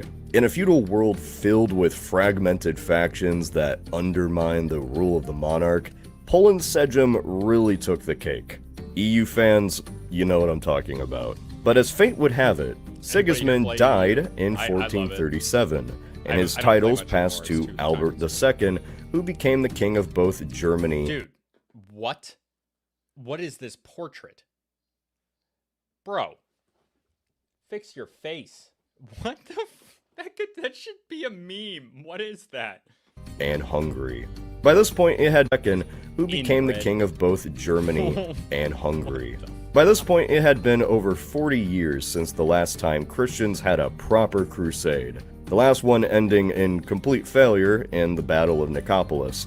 And now, since the Western Schism and Hussite Wars had ended, a great council was convened in Florence to discuss the potential expedition. The turnout for this council was initially lackluster, but it still managed to invoke the Sultan's anger. Upon hearing of a new potential coalition, Murad mobilized a massive force and launched a full-scale invasion of the Despotate of Serbia. Between 60 to 70,000 men spilled out all over the buffer state, overwhelming their adversaries. Serbia lit the beacons, and Christian Europe immediately began organizing a force, and Albert himself began fortifying the Hungarian fortresses at the Danube. But the thing about river fortresses, and what makes them so impenetrable, is that they're often the source of one of humanity's greatest killers. That's right. I'm talking about dysentery, and Albert didn't stand a chance. Come on, he's not gonna bring up what this guy looks like? That's insane. After just a 2-year reign, his death threw the Hungarian state into a succession crisis at the worst possible moment. In that critical juncture, the aristocracy turned to the Polish-Lithuanian king Vladislav III and offered him the crown alongside the widowed and pregnant Queen Elizabeth. Reluctantly, the young boy accepted, and was now in charge of a super-state facing an imminent Ottoman invasion. Murad's forces were repelled at Belgrade by a disciplined defender force which used artillery to drive them back. But Serbia was completely conquered. Constantinople had never been more alone, and only the boy king of 4 kingdoms could save it. In 1442, just when the Ottomans were picking up speed, 2 massive forces were obliterated. I think it's real. It does look like a picture from that era. I can't get over that. We're still doing setup, by the way. The video's almost over. So what is happening? It's like halfway done. In Transylvania by the new rising legend John Hunyadi. Oh, yes. This guy. Okay, so if you're a newer listener, I am a quarter Hungarian. My grandfather was Hungarian. And Transylvania is a hero. by the new rising. Yeah, I think I've seen this statue. I think it's on the Pest side of Budapest. There's a few monuments. There's also one to Arpad the First, who's like the founder of Hungary. It's like a Mongolian statue in the middle of a European, place, which is pretty awesome. Legend John Hunyadi. 150,000 crossed the Danube that year, and only 2/3 of them returned. At the same time, the Sultan's fleet sank to the bottom of the Black Sea as they returned full with booty from a plundering tour of Trebizond's territories. The time was now. A papal bull was published, and 40,000 Magyars led by the young Polish king with Hunyadi by his side struck the empire during October. Yes. Battle was given at Nish, where the Crusaders earned a decisive victory. Notably, this is when one of the soldiers in the Sultan's army decided to defect and join the Albanian resistance, a legend we now know as Skanderbeg. The Ottoman Pasha initiated a scorched earth tactic as they fled to the Bulgarian territories. Sofia was burned to the ground, and the Crusaders had no choice but to push forward against the bitter cold. Then, like a dozen other armies before them, they foolishly walked into a mountain ambush and suffered many casualties in the middle of December. Emboldened by this, the Ottoman force gave chase, only to be crushed again, this time earning the coalition a very valuable hostage, the Sultan's brother-in-law. As both sides licked their wounds, each announced that they were victorious, and negotiations ensued. Serbia was to be restored as a buffer state, an Ottoman vassal. Albania would receive independence, and the Sultan had to pay up 100,000 gold florins. The treaty was signed and ratified, and that should have been the end of it. But then, politicking ensued. The papal legate and Hungarian aristocracy wanted to get a bit more out of the crusade. Serbia had hoped for full autonomy, while the Polish aristocracy demanded that their king return home in order to fulfill his domestic duties. To complicate matters entirely, Queen Elizabeth had given birth to a boy and now refused to marry Dude, what is up with this portrait? Come on. Where did he find these? Look at her. No. She looks like frickin' the pig Muppet in this. Why would you do that to your queen? Vladislav, instead pressing the claim of her son. All it took was for the Pope to promise his support to Vladislav as Hungarian king if he pressed on with the crusade, and Serbia to give out a considerable amount of land to Hunyadi for history to change its course. The latter didn't want to break the truce that had just been signed, but upon being promised to be made King of Bulgaria, he took on the warpath. So in 1444, for a second time, the Papal Army, bolstered by Wallachians, Poles, Bohemians, Teutons, Krauts, Bosnians, Bulgarians, and even Armenians, marched into Bulgaria. All united under shared hatred of the Ottomans. Gaining support with each village they liberated. Meanwhile, Venetian and Burgundian ships blockaded the Dardanelles Straits. In an era so obsessed with oaths and chivalry, this move was morally unthinkable, but strategically it was pure brilliance. A few months prior, Murad had finally given up on the idea of constantly fighting off coalitions, and decided to retire after losing his favorite son, leaving the state in the hands of the 12-year-old Mehmed II. The boy was facing a massive invasion, and initially begged, then finally commanded his father to resume his duty as Sultan. According to the 17th century chronicles, Mehmed II wrote, "If you are the Sultan, come here." This is what really happened. This is still set up. Come on. Okay. I don't know how he's going to do this one. I should have... I don't like to watch them first because I want to give like a fresh perspective and not like cheat and like, well, I guess it wouldn't be cheating to look up some prior information to be more real. I don't know. Tell me, what do you guys think? Should I like do some watching beforehand or just watch them blind? What do you guys prefer? and lead your armies. If I am the Sultan, I hereby order you to come and lead my armies. And so he did.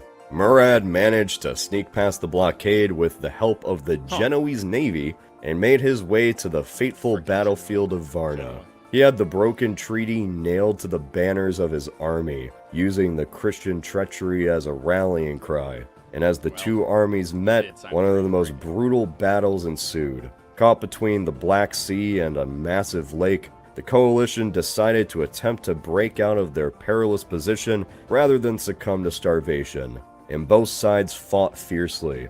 But then, despite the order of the experienced Hunyadi, Vladislav III saw an opportunity that would usher him into the halls of fame as he gazed upon the Sultan's tent. He gripped his sword and charged alongside his bodyguard. Whether it was a spike trap, a trench, or the weapon of a janissary, it's unknown, but the king's horse was stabbed, and the mercenary Kaja Hazar fell Vladislav. Within a moment, the Christian army disintegrated. Hunyadi tried to get his king's body and retrieve it, but the best that he could do was organize a withdrawal. Murad was victorious, but it took him 3 days to figure it out, since he had lost almost half of his army. The fighting was so intense, and with Christian reinforcements on the way, this was most likely bound to be another Ottoman loss. So, hey, just for a quick little what if it was? What if the charge itself was successful in either capturing or disposing of Murad entirely? Would there be a second Ottoman interregnum? This one even worse than the last? Hopefully. No. It would probably be far, far worse. Oh, hell yeah. You see, Murad had many sons, but in 1444, the only one he had left was Mehmed, and he was only 12. I love that. Look at 44, so cute. The only one he had left was Mehmed, and he was only... I love the art style he does, man. What Alternative History Hub is a great watch. Look at that. It's happy. 12. The Ottomans believed in the strength of their ruler, a tradition they inherited from their nomadic roots, and in a way, one minor son was a lot worse than several adult ones. The manpower and treasury were already on the brink, and there was no navy to speak of. The Christian coalition, however, would see this victory as divine providence, and with the support of the Byzantines, continue to push against a leaderless, broken, and betrayed empire. Wallachnia's independence would be secured, and Dobruzha restored to them. Serbia would expand close to its pre-Ottoman border. This probably has a lot of far-reaching consequences for future history, because being under the Ottomans really stopped the, or you know, I should say, put a blanket on the progress of the Balkan states. I don't know where it would have went otherwise. I mean, maybe we'd have some earlier uniting under Serbia to. This is Albania. Maybe they'd probably under Serbia, maybe someone else to these larger states that during the nation state era of the 19th century, they also, you know, unite. I don't know, but that's, I just wish I had a machine where I could pump out what would have happened if you changed these things. Maybe that's what heaven is.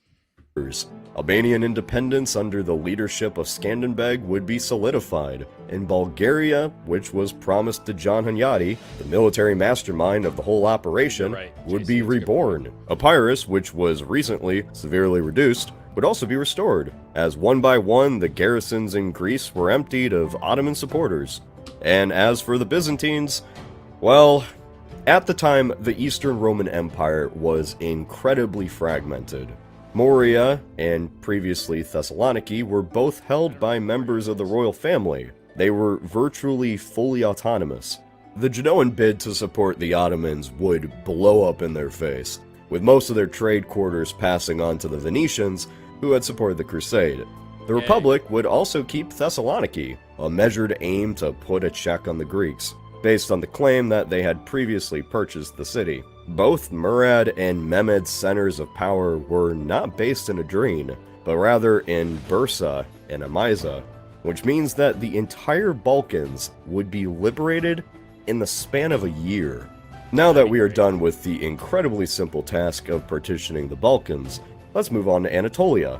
Should Mehmed even survive the trip back to the province he was assigned to govern, he would not enjoy an overwhelming wave of support there. Like in 1402, the Beyliks who begrudgingly supported the Porte would now spiral out of control and carve up the Ottoman lands for themselves with overlapping claims with. I think the thing is that like Islam has something built into it where these caliphates come out, and I think this would have quickly reversed, and there would be some sort of other Islamic empire to take its place. Maybe different than the Ottomans, but who knows? Maybe not. Maybe not. I'm not that informed on it. With each other. Genoa and the Hospitallers would surely try to get a slice of the pie, but Karaman, Kandar, and Trebizond would become the biggest winners. Local emirs would. If you play EU4, you know these places. This is this is an EU4 map. Try to fill in the power vacuum, and this region would become incredibly volatile for at least another 100 years. That's how the world would look like in the short term. But considering the personalities of Constantine XI, Skanderbeg, Hunyadi, Matthias Corvinus, Stephen the Great, and Vlad the Impaler, this would be an incredibly fun region, to talk about. Who knows? Maybe we could go for a part 2. See where it goes from there. Okay. Sweet. 142. I'm going to take a quick break. We'll be back, and then we're going to do the Mongolian one, which hopefully I'll have more to say about. That one was cool. 142.00 break. I'll be back in like 5 minutes.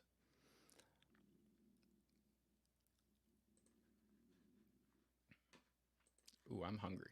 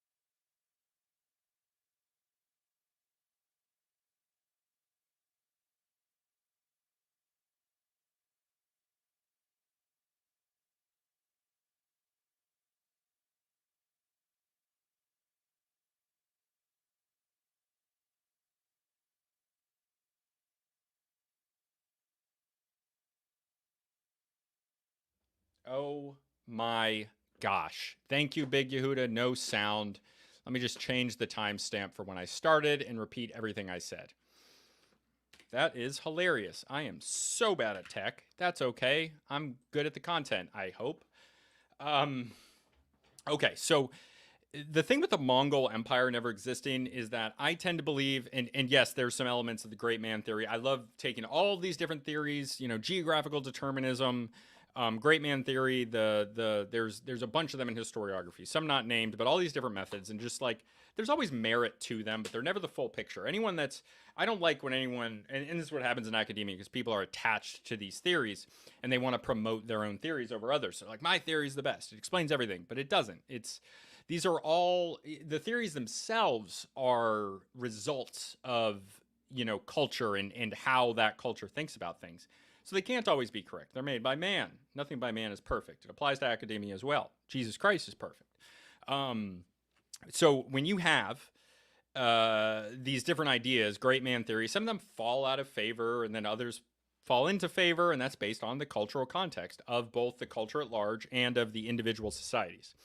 So I think that in this case, while Genghis Khan was a great ruler, the Mongol Empire, the Asian steppe, where it comes out of, it feels like there's this thing where it fills up over time and then like it explodes in a powder keg and they spread out. And when they spread out, they gain more power because they adopt other people into their army. They have their auxiliaries of like regular troops. They're very good at finding the people who are very good at siege engines. They know what to select. They don't have a lot of the steppe peoples often, if they keep their culture, which is usually how they do well, is they're not married to riches and all this stuff. They really want power. They really want to spread out. And there's something about this culture and the carrying capacity that gets kind of filled up over time. And then eventually, every few hundred years, it explodes outward and they conquer and they kind of cleanse in a Chronicles of Riddick type of way.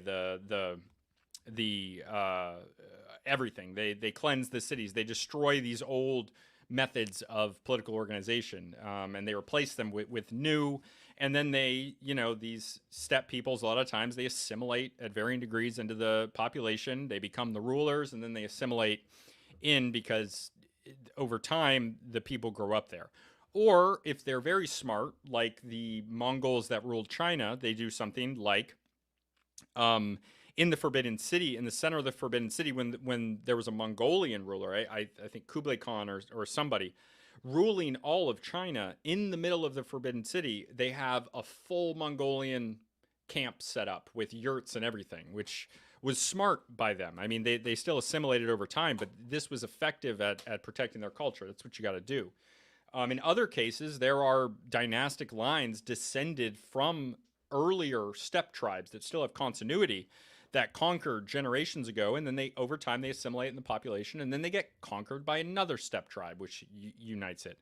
So you kind of like they're forces of nature. They're the scourge of God in a very literal way, in the sense that they're cleaning.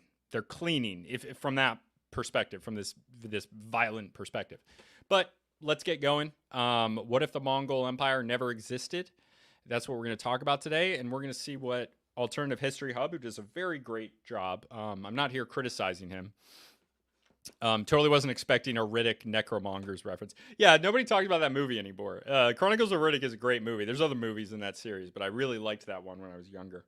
Towards history, which sees great people as the primary mover of events, the engine that drives the masses and creates vast empires and historical events, all that stuff. Real history's kind of more complex than that. Every revolution, discovery. Don't say that. The theory is a theory itself. Yes, people treat it as explaining everything. That's not true. We get that, but there's still something, like, you got to synthesize all these theories and understand them in the context of their time and their culture. Every invention, man-made disaster is the result of a long series of precursors. However, there are a few exceptions. Historical figures that give some level of credence to this theory. Okay, people like Alexander, Caesar,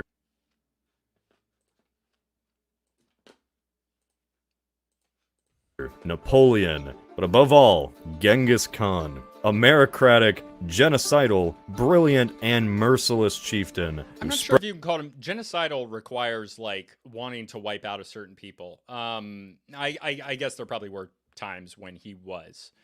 They were taking the. They would, in individual cases, they were genociding people, I guess. But yeah. Oh, this is a funny map. Lay funny name nomads. What is this? Kipchaks, I think. The reason why China was called Cathay, Genghis died to these guys IRL. The Shia. Spread his genes and destruction all over Eurasia. Nice. But what if that never happened? What if someone took a time machine and killed him when he was a baby in order to save millions of lives? Or something. Well, if you look at the story of Temujin growing up, you could have just made him die in a fight with his stepbrother, who I think he killed. At least that's what the myth says. Like that. Before we take him out of the picture, though, I really need to emphasize how unique this person really was. Just think about this. For centuries, if not millennia, the life on the steppe was virtually unchanged. Groups of people living off giant herds of animals, using the barter system, and raiding settlements from time to time. And in the case of Mongolia, we are talking about one of the coldest places on the planet. To this day, the life of the Mongolian people hasn't changed all that much. It's hard to find a better time capsule to test this theory on. And then suddenly, bam! Most of the Mongolian population, number one, most of the Mongolian population, ethnically and culturally, is located in Inner Mongolia, which is a population, it's a province in China. And then in Mongolia itself, I don't know how they live in Inner Mongolia, but in the country of Mongolia, most of the people now live in the cities. And most of the land is still steppe peoples out there, but the majority of the population is in the city. They're still nomads, but it's not the driving force behind the country anymore. The country was, unfortunately, the Soviet Union did a lot there. The Soviet Union was very culturally homogenizing in the peoples that they went over. And it happens in China as well, to a lesser extent. Genghis Khan character comes along, breeds extreme levels of loyalty, abandons tribalism, creates a new code of law, adopts meritocracy, and raises any civilization to the ground that dares to mess with his messengers. When the dust finally settles, and his scattered people adopt foreign customs, all returns to normal, and people in Mongolia turn back to their old ways on the steppe. Genghis Khan certainly left his mark on the world, in more ways than one. Old Khan did so much conquering throughout Asia that today he has literally millions of descendants. But most of our ancestors... If you actually read the chronicles, it's literally translated when there's a you know, I don't know if I could say the R word, not retard, but the other one. That, like, in the chronicles they write, and then he made her his wife, which is crazy. That's the, like, public sexual assault. It's made her his wife. You know, it's just interesting. Little. Let's move on.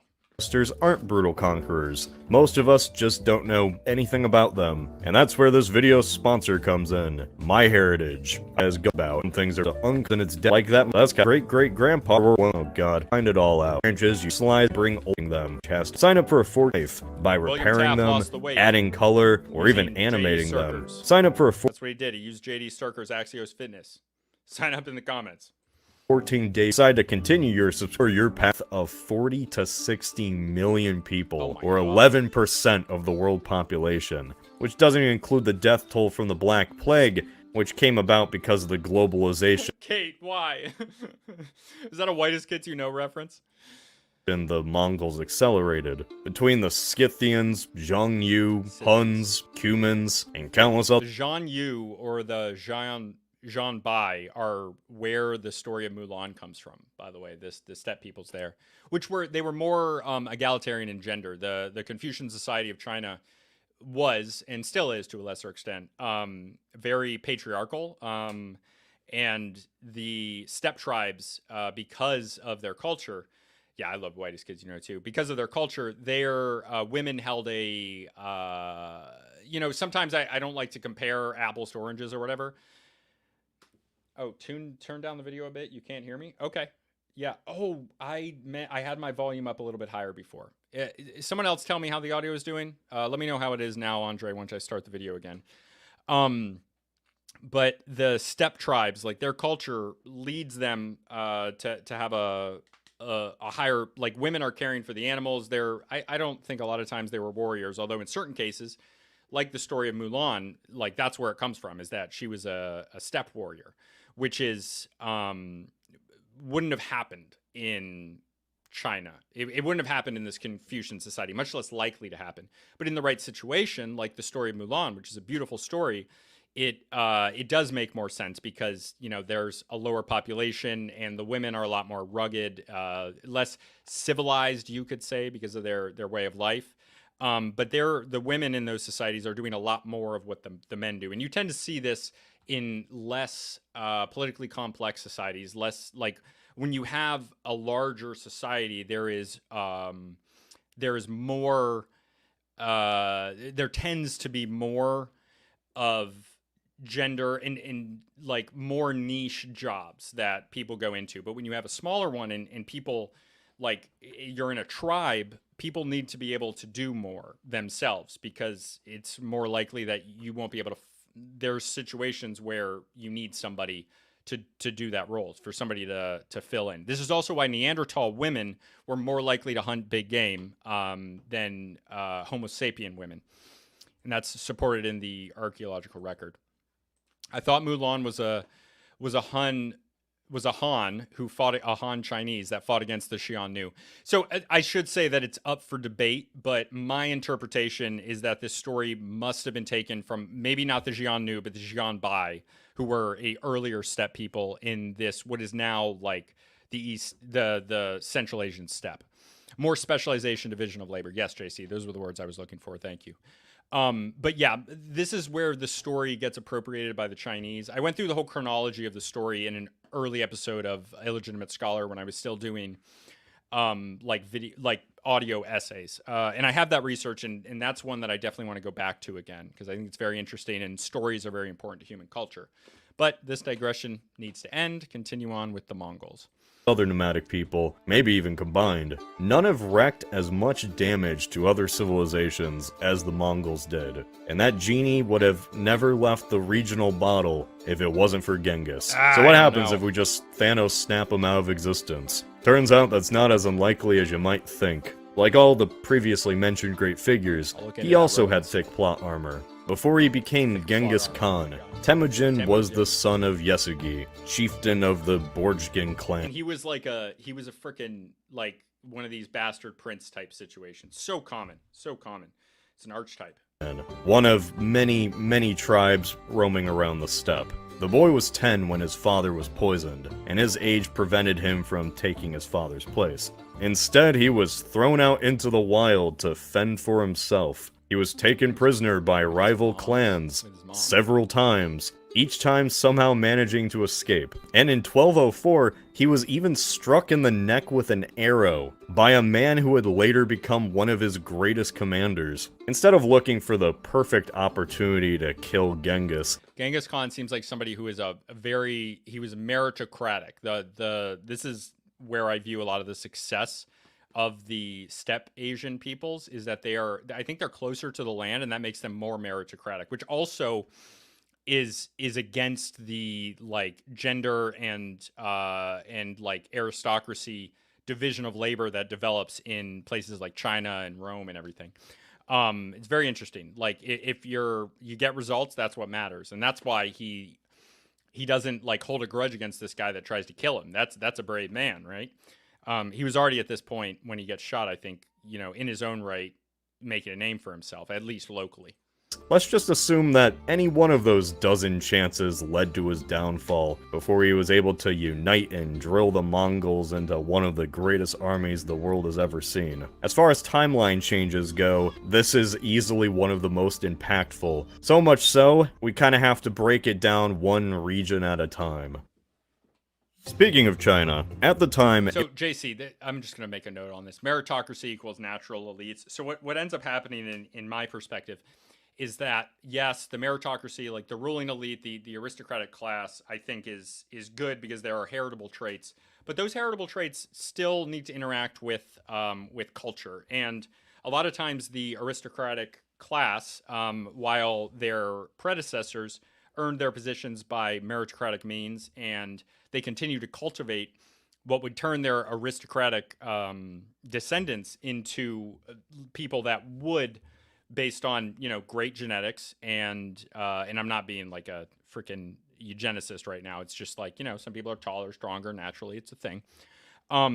They are then they don't cultivate. Hunter Biden. Think of that situation. Like it's when it's not cultivated into the future, when that culture is destroyed, then you need new elites, and sometimes these elites are in power and they can hold on to their power long enough, but then something like Genghis Khan comes in and shows them they're not that great. But in a settled situation where we'll call it a black swan event. It's like a financial term, but it works here. Black swan event, like a Mongolian invasion, that's what's going to end it. That's what's going to show that they're not that powerful, because if they weren't that powerful, they wouldn't have got destroyed. Mandate of heaven type shit. That's what happens. It was divided into two almost equally large domains. The Jin, which spawned from the Jurchen tribes who revolted against their overlords and conquered half of China almost a century earlier, and the surviving Song dynasty, which moved its capital to Hongzhou. The two states were in perpetual war, and on the eve of the Mongol invasions, caught in a stalemate. In our timeline, this rapid Mongol expansion was very similar to how the early Islamic invasions occurred, annihilating two rival empires who had exhausted themselves. This showcased the shortcomings of both the Jin and the Song, but ultimately, the Jin were foreign invaders, who were more interested in getting tributes than ruling a complicated bureaucracy. Without Mongol interference, it is extremely likely that, like most nomadic regimes before them, the Jin were gonna crumble, leading to yet another even more fragmented period of Chinese history, or more likely, a reunified Song dynasty. To accomplish this feat, the Song would have to fix their fundamental flaw, the one that prevented them from topping the Tang as the most successful dynasty in our timeline. Building a military. Overcoming the existential Jin crisis is fully within the realm of possibility. Potentially, it could lead to another golden age, an incredibly powerful China, instead of the pathetic excuse of a dynasty that we got with the Mongol Yuan. Speaking of which, despite what the clickbait titles would have you believe, the Mongols never invaded Japan, at least directly. It was actually the Yuan dynasty, started by Kublai Khan, that launched two massive invasions. It was Kublai Khan. But that's still the Mongols at that point. I mean, the Mongols, all the Mongol invasions, most of these steppe Asian invasions, or steppe Eurasian invasions, the majority of their troops are going to be like allies. And when I say allies, I mean people that are that surrendered. That were smart enough to not get the scourge of God on them. Like what the Mongols would do is they would go into an area, they would conquer a city, they would kill a lot of people. Sometimes, sack the city, salt the land if they had killed a messenger or something. They were very, very punitive on that. And then a lot of times they would strategically let people flee from the countryside as they were going towards the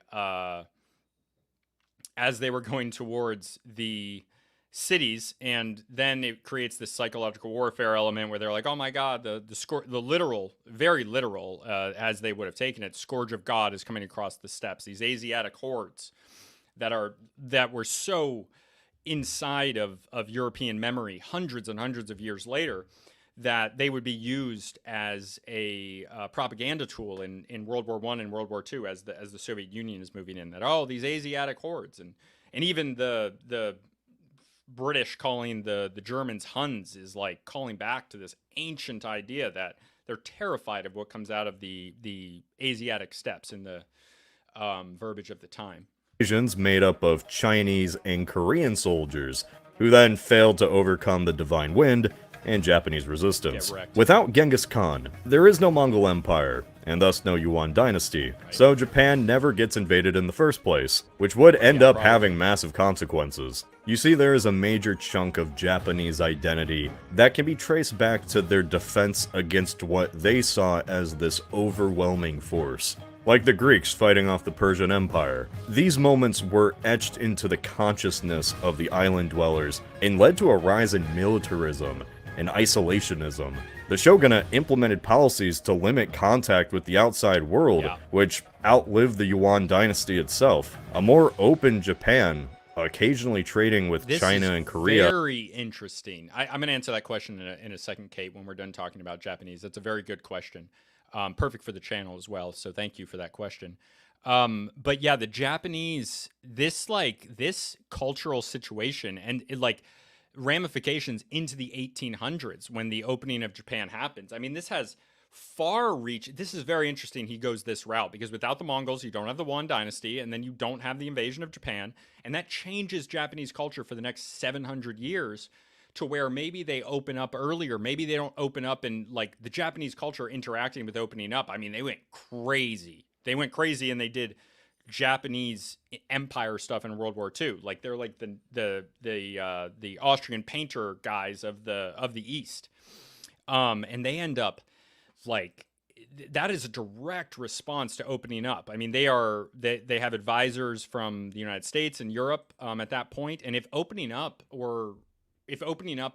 they never had to open up because they were already open, there's probably a more gradual adoption of this Western stuff as they're allowed in earlier. So that has, I don't know how that would have played out in World War II. It likely would have played out with maybe less imperialism, I think. I think they still end up, I guess if they weren't as militaristic, they wouldn't have adopted this sort of hyper-militarism they have leading up to World War II. I think they, you don't know because it's 700 years. It would have been totally different. That's a very, very good question. But you wouldn't have World War II the way that we had it. Definitely not. It would have been different. That is less dependent on samurai and martial prowess.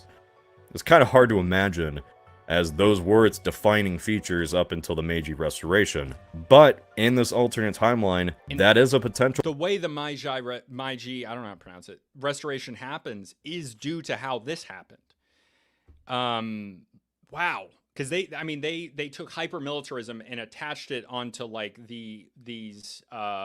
their interpretation of the ancient ideas, and it's in response to this anger of having their inward culture opened up by these white barbarians. Possibility. Let's get the misconception. Okay, so let me answer this question. Okay, so Kate asked, what was the religion like of the Mongols? Were they polytheistic pagans or ancestor worshippers like the Chinese? So one thing, religion, I did 3 or 4 episodes on this back when I was doing the video essays, the audio essays. The Chinese religion, our interpretation of what religion is very much a Western idea. And so it's informed by these Abrahamic religions mostly, and how religion is practiced is very, very different in other places. So I think in China, yes, ancestor worship is the closest thing. But the ancestor worship comes from, in China, from this ancient animism that is pretty common in most parts of the world, and animistic traits still exist today.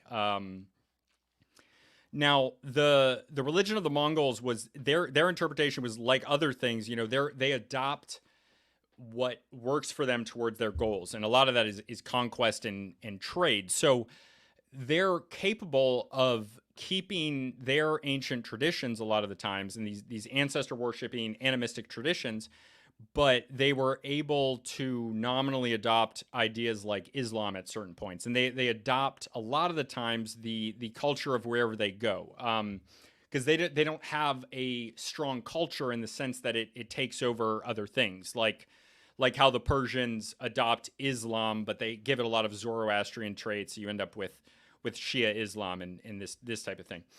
For them, it was very situational. The different Mongols, different steppe peoples in general, they adopt a lot of times from the people they conquer. A lot of times that, they were adopting like Islam, older types of Judaism. That's where the Khazarian hypothesis comes from. All these types of things. It's a very interesting question. It's not a direct answer. I could do a whole video just on that. Out of the way first. No, Jimmy, the Mongols didn't end the Islamic Golden Age. No, the Khwarezmian Empire wouldn't endure, even if it wasn't brutally sacked. Islam probably would still make its way into India, since the Delhi Sultanate was established long before Timur and Babur came onto the scene. And hey, while we're at it, no, the Mamluks didn't stop the Mongols in Anjalut, since that was a B-squad army under a lesser general dealing with a side quest, while the whole empire was prepping for a civil war. Okay, so all of that out of the way, what actually does change? Khwarezmia was reaching the point of overextension, and frankly arrogance, that would ultimately bring about its downfall, making it just another one of those rise and fall stories in what is now Iran. Throughout history, empires came and went, but what remained were the dominant cultural centers in Central Asia that were beacons of scientific thought and commercial trade. Most of these cities you've never heard of before, but they had bigger populations than London, Paris, and Rome. Samarkand, Nishapur, Ray, Isfahan, Merv, Urgench, Bukhara. Cities like these that didn't bend the knee were razed to the ground. Even after the Mongols were long gone, these centers were just never the same again. Much like Constantinople lost a majority of its power and influence after the sack of 1204. According to some scholars, the Mongols killed between 75 to 90% of the Persian population. We're talking millions of people here, like genocidal levels, all because some governor decided to cut the hair of a Mongol envoy. And then there's the cultural aspect. Look, the House of Wisdom in Baghdad was way past its prime because of the egregious corruption in the Abbasid Caliphate, but it also still stored a monumental amount of knowledge.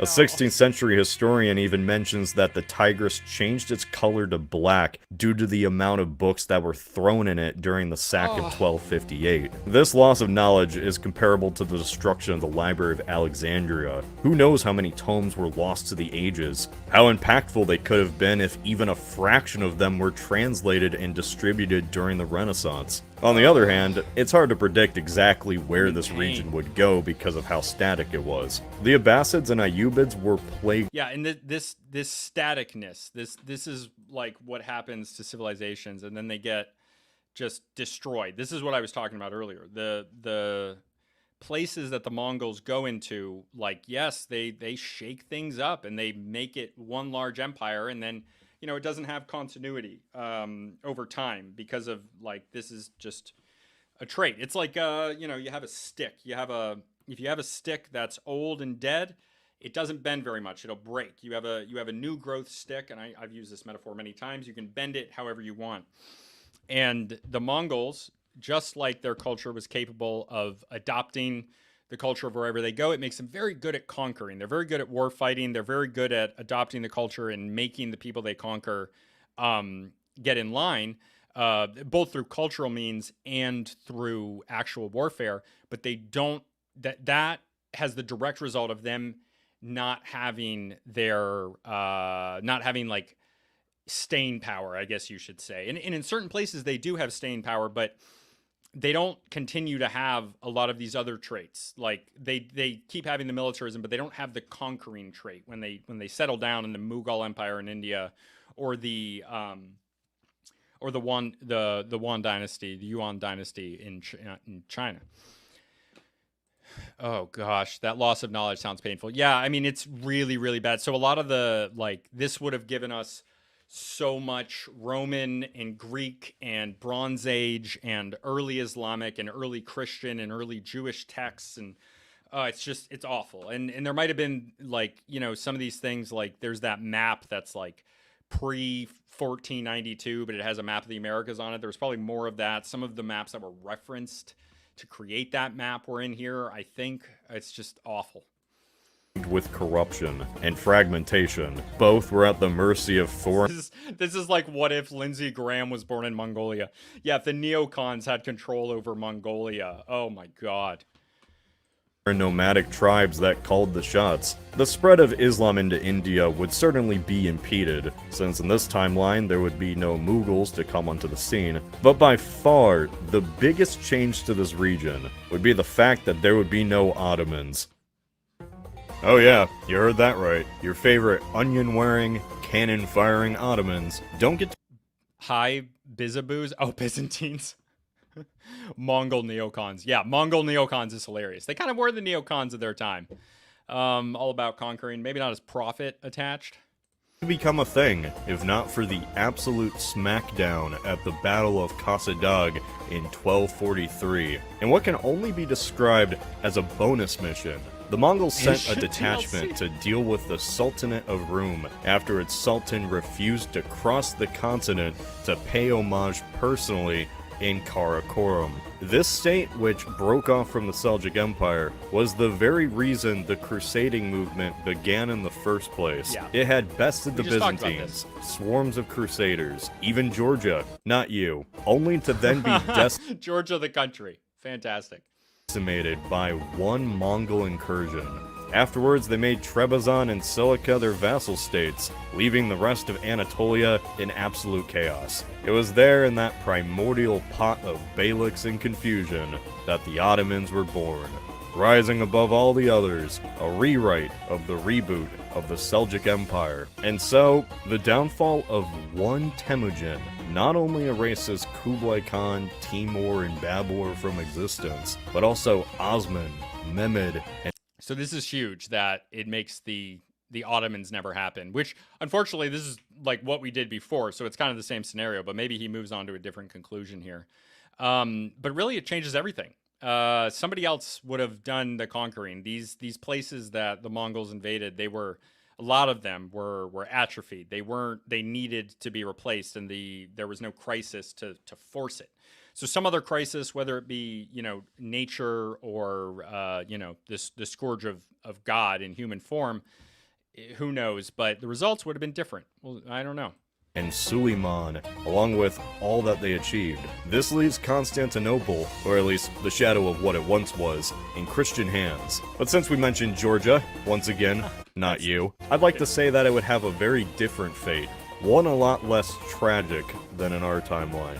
I mean, come on, who came up with this? A mountainous kingdom that excels at winemaking and church building, that becomes a bastion of Christianity in the face of wave after wave of Islamic invaders, just entered a golden age under Queen Tamar. And what happens next? The Mongols invade and completely batter her successor, leave it in ruins. After centuries of being a piece on the board, the Kingdom of Georgia finally got its shot. That's what he's saying. That's what he thinks happens. Is that the Kingdom of Georgia is the main winner in this? Yeah, whatever. Maybe. It's hard to say. I don't know anything about Georgia, the country, besides they're like, they're one of those beaten countries by the Ottomans over hundreds of years, unfortunately. Ready to become a regional power and change the local dynamics at a time when its neighbors were struggling with internal strife. The king was prepping to send a vast force to aid the Crusader states. Really? The queen before him made a bid for Constantinople by supporting Trebizond in its reconquest. Hell, who knows where things might have gone if the Mongols just didn't spoil everything. What makes this even more tragic is that instead of getting its moment in the sun, Georgia spent the next millennia being slapped around by the Iranians, Ottomans, and Russians. They're really in an unfortunate Hang on. Iranians, place. Ottomans, Russians. The absence of Genghis Khan would completely remake the first, Yes. Seriously, it would. cancel the second, but what about, there's no Russia without the Mongols. Yeah. It's well established I that the forgot about Kievan this. Rus were the predecessors of Russia.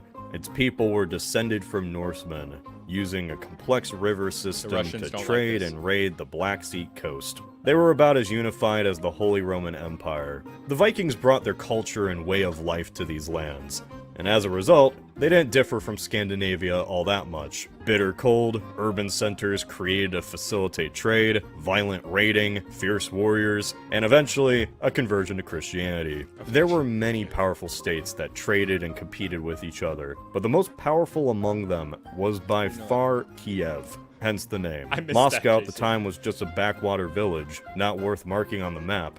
And love St. this music in the Petersburg background. wasn't even founded yet. So what changed that? Well, who changed that? Genghis Khan, of course. It's the video. Temujin picked the best men and trained them to perfection, which is why they pulled off what no one has even attempted to do. They invaded Russia in the winter. Oh yeah, both Napoleon and Hitler attacked Russia in the early summer, but not the Mongols. Mongols like to play on hardcore mode. They launched several armies hundreds of miles apart, consistently exchanging messages and handling logistics in a way that honestly wouldn't be seen again until maybe World War I. They galloped over frozen rivers and sacked city after city. Vladimir, Ryazan, Suzdal, Yaroslavl, and most importantly, Kiev. All were put to the torch. Once all the big cities were annihilated, the rest bent the knee and began paying tribute. Power shifted from the south to the north. Yeah. Novgorod was one of the few left untouched, allowing it to become a new center of power as a Mongol ally. The nomads weren't interested in governing. They were happy to just let their subjects live their lives, pray to whichever god they wanted, while keeping the peace and receiving tribute. In the short term, the region spiraled into decline, but over time, this stability and external foe allowed a new identity to be forged. Eventually, the backwater city of Moscow would sack Novgorod and establish the Tsardom of Russia, but not in this timeline. Ironically, this region could resemble the Mongol homeland quite a bit. Yeah. Fierce warriors, trading in the cold, only on boats instead of fancy ponies, clashing with each other, but ultimately depending on the Byzantine Empire, which exerted a lot of force on them, hence the Orthodox Christianity. Similarly to the Mongol steppe, this region was also very isolated, and the perpetual rivalries would make it very difficult for one state to rise above the rest. At best, one could hope for a momentary powerhouse, which is eventually toppled by a coalition of other smaller houses. The Mongol overlords came and went, creating a reset that just wouldn't happen in any other way. Without the Mongols, millions would be spared a brutal death. But overall, the Kievan Rus would remain a stagnant and peripheral playground, which just doesn't get involved in the fate of its neighbors. Constantinople had just been sacked. Merchant republics were on the rise. The emperor was waging war with the Pope. The Christian kingdoms just won the Reconquista, and overall European monarchs were moving away from feudalism and beginning to centralize their states. The same Mongol invasion When is he talking about? the fate of its neighbors. Constantinople had just been sacked. Merchant republics were on the rise. he talking about The emperor the was 1200s waging still? war with the Pope. The Christian kingdoms just won the Reconquista, and overall European monarchs were moving away from feudalism and beginning to centralize their states. The same Mongol invasion that crossed the continent and stomped over the Rus decided to go a little farther, go the extra mile for the fun of it. On this final leg of their journey, they encountered European heavy cavalry, superior siege weapons, stone fortresses, things that gave them a run for their money. But at the end of the day, all it did was give them a fun challenge that they planned to get back to before canceling the sequel. Despite venturing into unknown territory, they split their army in two. One half razed Poland to the ground and killed its king, while the other half dealt with Hungary, a kingdom on the rise, ruled by Bela Yeah, he's still IV, talking a about the highly intelligent monarch who centralized 1200s. his This is like domain the earlier and ushered in side of reforms so that would have put Hungary in the same weight category as France. After he was chased off to a Dalmatian island, the country suffered a 60% population loss and would never recover. On their way back, the Mongols passed through the Balkans and destroyed everything in their path, including the blossoming kingdoms of Serbia and Bulgaria, the latter of which just triumphed over the Fourth Crusade and started a golden era of its own. Much like Khwarezmia in Georgia, Hungary and Bulgaria were the unknown superpowers to be, that were stripped away from their opportunity. States on the rise who were well-led, centralized, had a well-defined culture and identity that were beginning to spread on a regional level. Years prior to the invasion of 1241, Yeah, the growth of these places, especially when like a lot of their aristocracies were killed at different points. Hungary, Bulgaria, Serbia, they were really stunted by the Ottoman and Mongol invasions. Around this time, the High and Late Middle Ages, everything's pretty much better in Eastern Europe. Today, you know, Western Europe is much better off financially and by most metrics than Eastern Europe. But at this point, that wasn't true. I mean, there was even like the serfdom. The Western European peasants were much more like serfs prior to the High and Late Middle Ages and especially the Black Death, which in the 1400s, 1300s, I think, ends up, you know, most historians agree that was a huge factor, and I agree as well, in creating the situation that led to to better treatment of individuals and self-efficacy and all this stuff, which ends up creating societies and liberalism and everything. But in the High and Late Middle Ages, the Eastern peasants were treated much better. And it's only over time that these rights and privileges were taken away, and they were turned more into, serfdom is basically slavery. There's a spectrum of it with peasants, because there's this stuff about them not being, like most people, not being fully free in most of world history. Our individualism is like hyper, and our ideas in the modern world are very different than most people in the past. But I digress. We're going to finish this off here. Bulgaria almost took Constantinople from the Latin Empire, while Hungary finally freed itself from the overwhelming control of the nobility. Think of states like Castile, France, England. Think of the moment they were about to enter the limelight. That's Castile with Leon as well on it. France, England. Think of the moment they were about to enter the limelight. And imagine an alien invasion, which just comes in, trashes the place, and leaves, never to be seen again. Castile never formed Spain. France is splintered into city-states. England, well, we actually know how that turned out for England. Between Hungary, Poland, and Bulgaria, Bela IV had the biggest head start, arguably a better one than anyone in Europe. His only downside being that he was sandwiched between the other two, but neither Pope nor Emperor posed a significant threat. As for Poland and Bulgaria, well, their existential threat was none other than the Russians and Ottomans respectively, and as we already discussed there, neither of those are getting formed in this timeline. That means Poland early on unites under a strong national identity with a distinct language. As for the Bulgarians, under the Asin dynasty, they would aim to become the restorers of the Byzantine Empire. Anatolia remains under the influence of the Sultanate of Rome, while the Orthodox... The what? Anatolia remains under the influence of the Sultanate of Rome, while the Orthodox Eastern Roman Empire gets reformed. Oh, thank you so much for that. I appreciate that. Could the Mongols have crossed the English Channel? So, okay, I'll answer this question. The Mongols, and thank you for the donation, by the way. Very much appreciated. Not necessary, but very much appreciated. Could the Mongols have crossed the English Channel? I think yes. We've seen... I've talked a lot in this video about how the Mongols were very good at adopting the culture of the people that they conquered.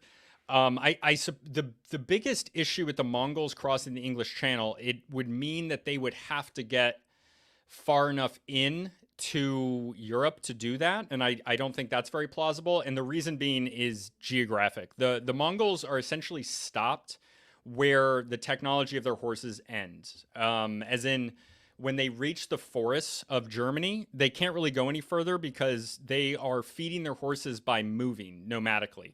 And I'm glad you asked this question, because this is a driving force in why the Mongols have to keep moving, because they have these giant hordes of tens of thousands of horses and pack animals and everything, tens of thousands of warriors, and then the horses that support them. It's hundreds of thousands of animals that need to feed on grass. And when you get into the forested regions, once you get into like Germany, like I said, you can't feed them anymore. So they would have to adopt something completely different. Whereas in China, you have a place like, it's the Yuan dynasty for one thing. So they have a longer period of time. They took over a place where they were able to feed their horses because they can get there, because the steppe reaches in far enough for them to be able to reach what is now Beijing.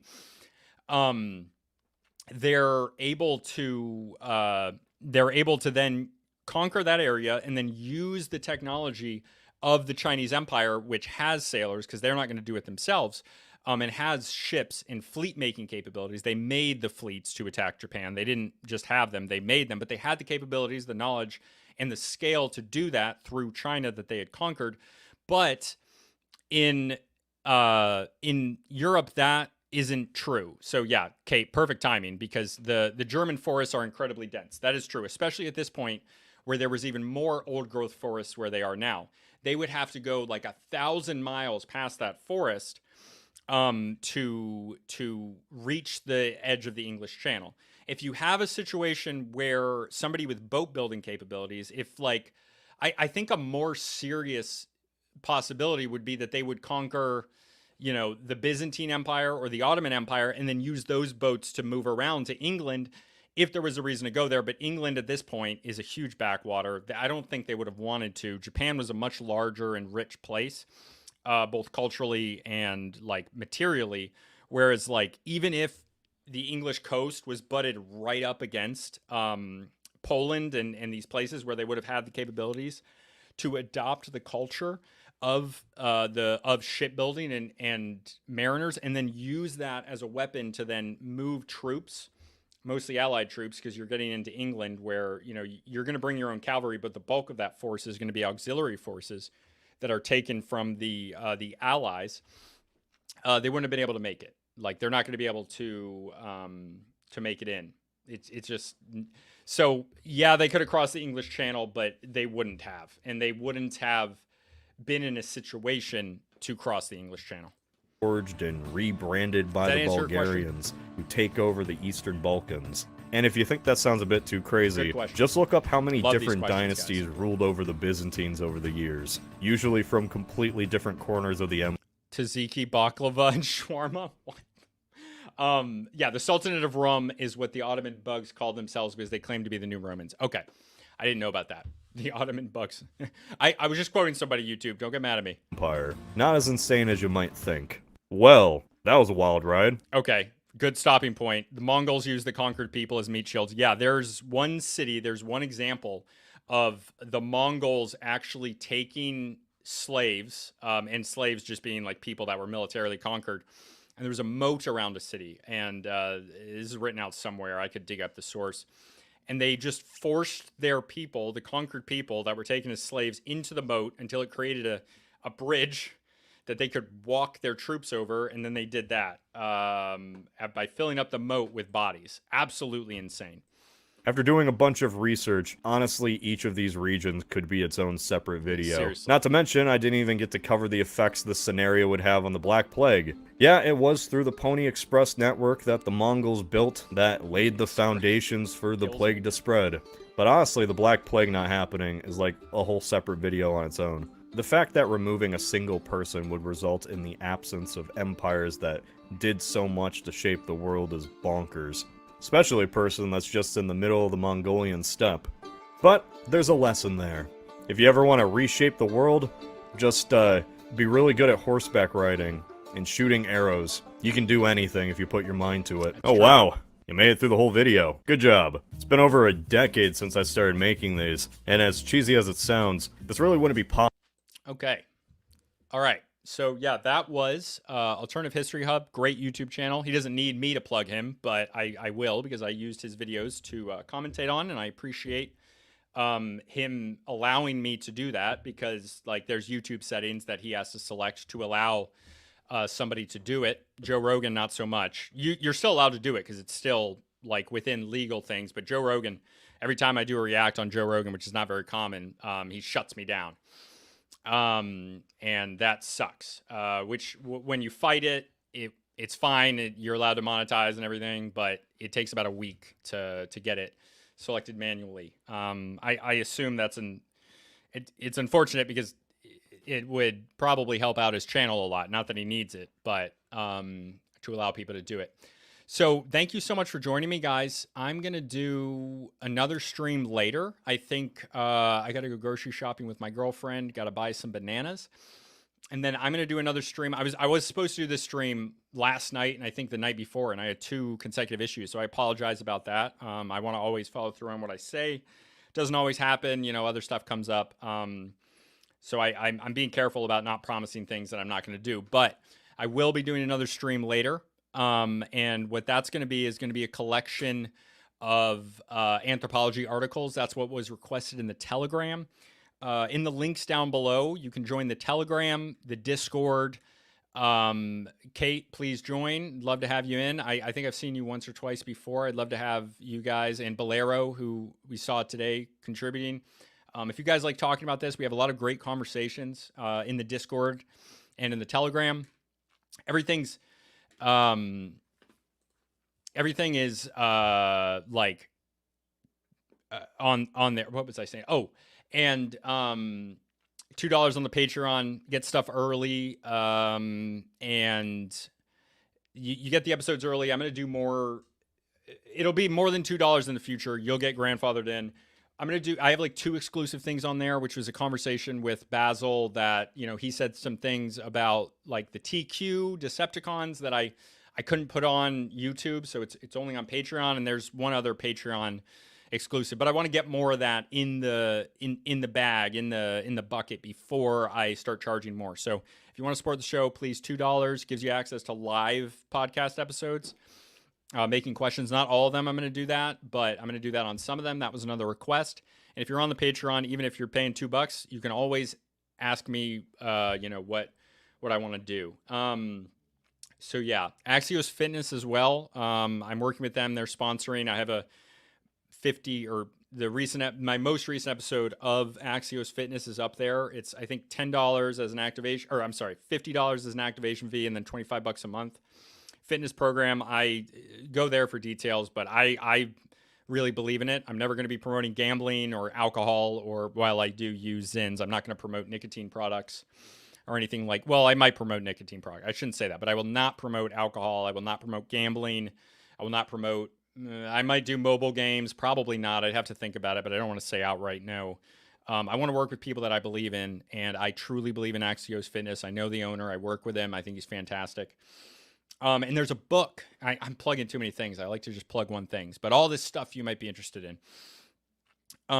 There's a book called The Making, Genghis Khan and the Making of the Modern World by Jack Weatherford. It's a really, really good book that explains a lot of the cultural impact of this stuff. And that is a book that I highly recommend. There's an Amazon affiliate link below for Audible and the physical book, but I'm sure you can find it someplace else. Feel free to use that link, click on that link, and just use that to find it wherever it is. I don't care. Don't worry about giving me the 12 cents off of the affiliate sale on the book. I don't care about that. Yeah. So, okay. So a couple things in the bottom here. Oh, and then the link to the Discord, and I'll put the link to the Telegram in there as well. Yeah, Romans, you never have to be sorry, man. You have never once offended me. You're always apologizing. I'm sorry to call you out publicly, but do not, it makes me feel bad. Don't apologize to me. You're good. I wouldn't say it, you can comment whatever you want. It won't let it through. That's not going to harm me at all. So make whatever comments you want. If it's something that, I don't want to, if it's something that I don't want to talk about, then I'll just ignore it. I won't bring it up. I can totally say that on, you commenting doesn't make me say it on stream. So that's my responsibility, not yours. You don't have anything to apologize for ever.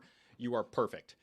Yep. Bye, dude. See you later. Maybe. I hope you joined. Bolero, those tacos look amazing. I am personally a big fan of, the freaking, what's it called? The pork, not the carnitas, the al pastor, influenced by the shawarma of the Middle East.